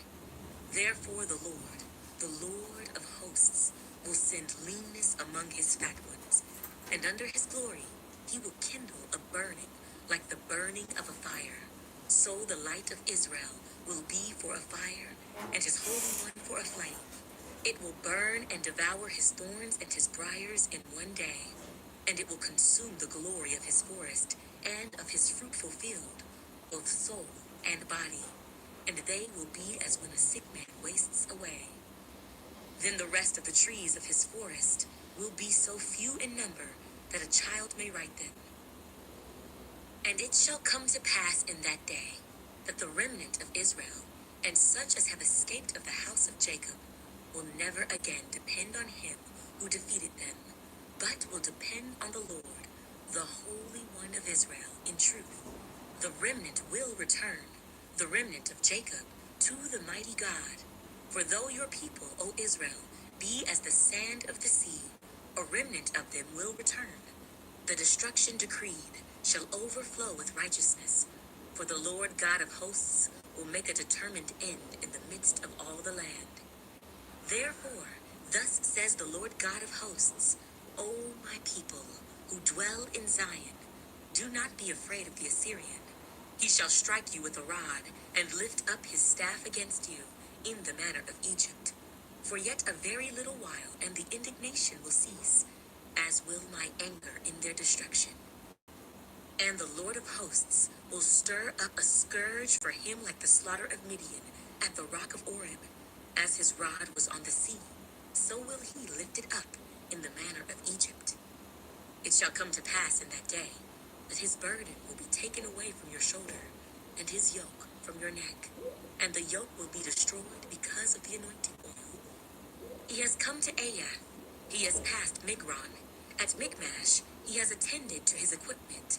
They have gone along the ridge, they have taken up lodging at Geba. Ramah is afraid, Gibeah of Saul has fled.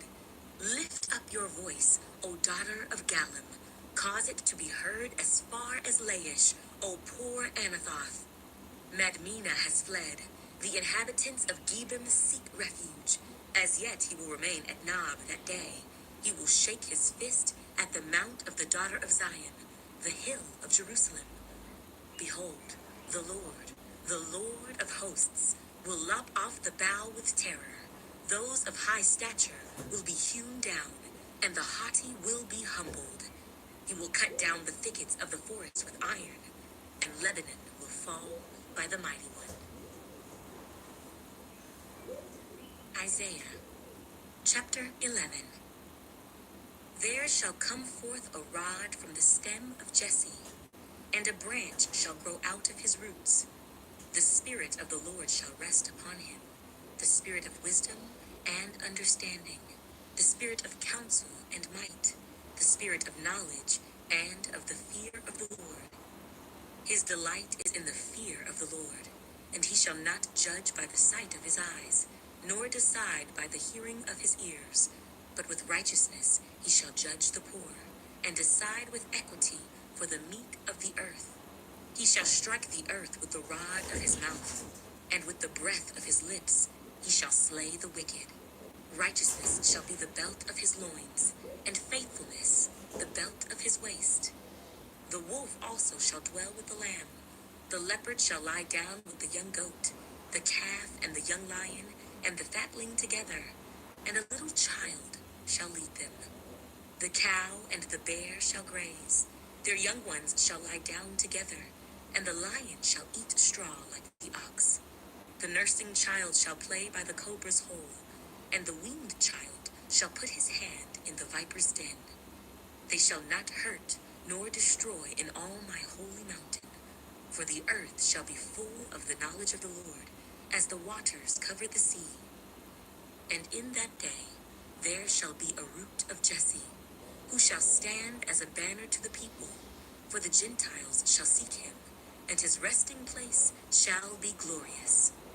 It shall come to pass in that day that the Lord shall set his hand again the second time, to recover the remnant of his people who are left, from Assyria and Egypt, from Pathros and Cush, from Elam and Shinar, from Hamath and the islands of the sea.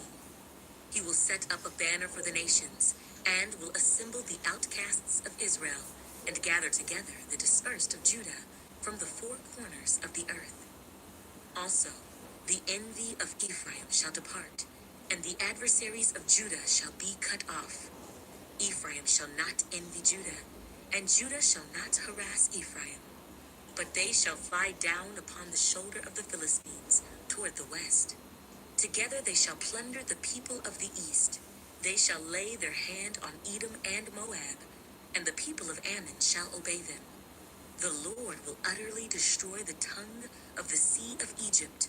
With his mighty wind he will shake his fist over the river, and strike it in the seven streams, and make men cross over dry shod. There will be a highway for the remnant of his people, who will be left from Assyria, as it was for Israel, in the day that he came up from the land of Egypt. Isaiah chapter 12. And in that day you will say, O Lord, I will praise you. Though you were angry with me, your anger is turned away, and you comfort me. Behold, God is my salvation. I will trust and not be afraid. For Yah, the Lord, is my strength and song. He also has become my salvation. Therefore with joy you will draw water from the wells of salvation. And in that day you will say, Praise the Lord, call upon his name, declare his deeds among the peoples, make mention that his name is exalted. Sing to the Lord, for he has done excellent things. This is known in all the earth. Cry out and shout, O inhabitant of Zion, for great is the Holy One of Israel in your midst. Isaiah chapter 13. The burden against Babylon, which Isaiah, the son of Amoz, saw. Lift up a banner on the high mountain. Raise your voice to them. Wave your hand that they may enter the gates of the nobles. I have commanded my sanctified ones. I have also called my mighty ones for my anger, those who rejoice in my exaltation. The noise of a multitude in the mountains, like that of many people. A tumultuous noise of the kingdoms of nations gathered together. The Lord of hosts musters the army for battle. They come from a far country, from the end of heaven. The Lord and his weapons of indignation to destroy the whole land. Wail, for the day of the Lord is at hand. It will come as destruction from the Almighty. Therefore, all hands will be limp. Every man's heart will melt, and they will be afraid. Pangs and sorrows will take hold of them. They will be in pain as a woman in childbirth. They will be amazed at one another. Their faces will be like flames. Behold, the day of the Lord comes, cruel with both wrath and fierce anger, to lay the land desolate, and he will destroy its sinners from it. For the stars of heaven and their constellations will not give their light. The sun will be darkened in its going forth, and the moon will not cause its light to shine. I will punish the world for its evil, and the wicked for their iniquity. I will halt the arrogance of the proud, and will lay low the haughtiness of the terrible. I will make a mortal more rare than fine gold, a man more than the golden wedge of Ophir. Therefore, I will shake the heavens, and the earth will move out of her place in the wrath of the Lord of hosts, and in the day of his fierce anger. It shall be as the hunted gazelle, and as a sheep that no man takes up. Every man will turn to his own people, and everyone will flee to his own land. Everyone who is found will be thrust through, and everyone who is captured will fall by the sword. Their children also will be dashed to pieces before their eyes. Their houses will be plundered, and their wives ravished. Behold, I will stir up the Medes against them, who will not regard silver. And as for gold, they will not delight in it. Also their bows will dash the young men to pieces, and they will have no pity on the fruit of the womb. Their eye will not spare children, and Babylon, the glory of kingdoms, the beauty of the Chaldeans' pride, will be as when God overthrew Sodom and Gomorrah.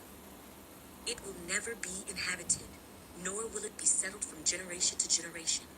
Nor will the Arabian pitch tents there, nor will the shepherds make their sheepfolds there.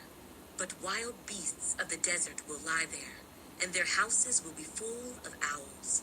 Ostriches will dwell there, and wild goats will caper there.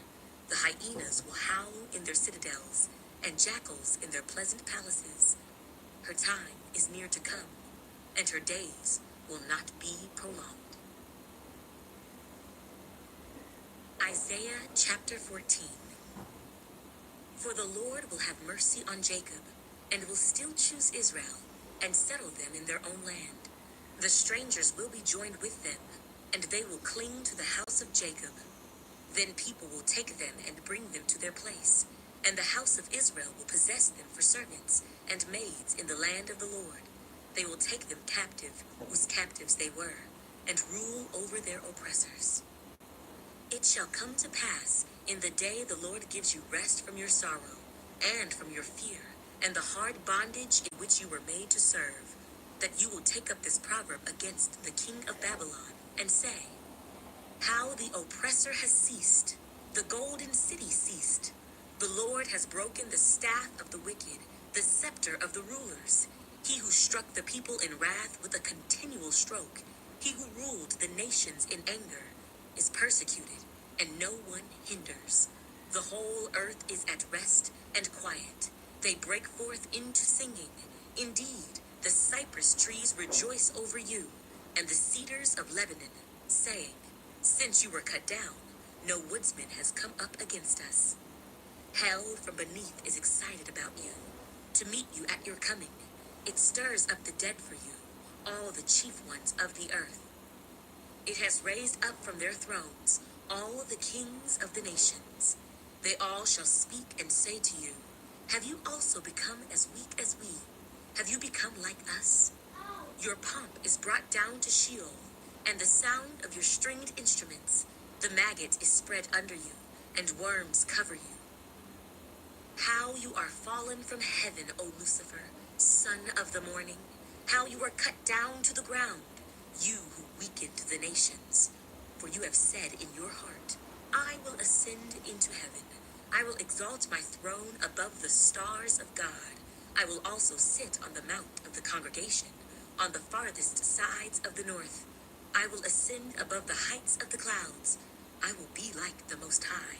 Yet you shall be brought down to Sheol, to the lowest depths of the pit. Those who see you will gaze at you, and consider you, saying, is this the man who made the earth tremble, who shook kingdoms, who made the world as a wilderness and destroyed its cities, who did not open the house of his prisoners?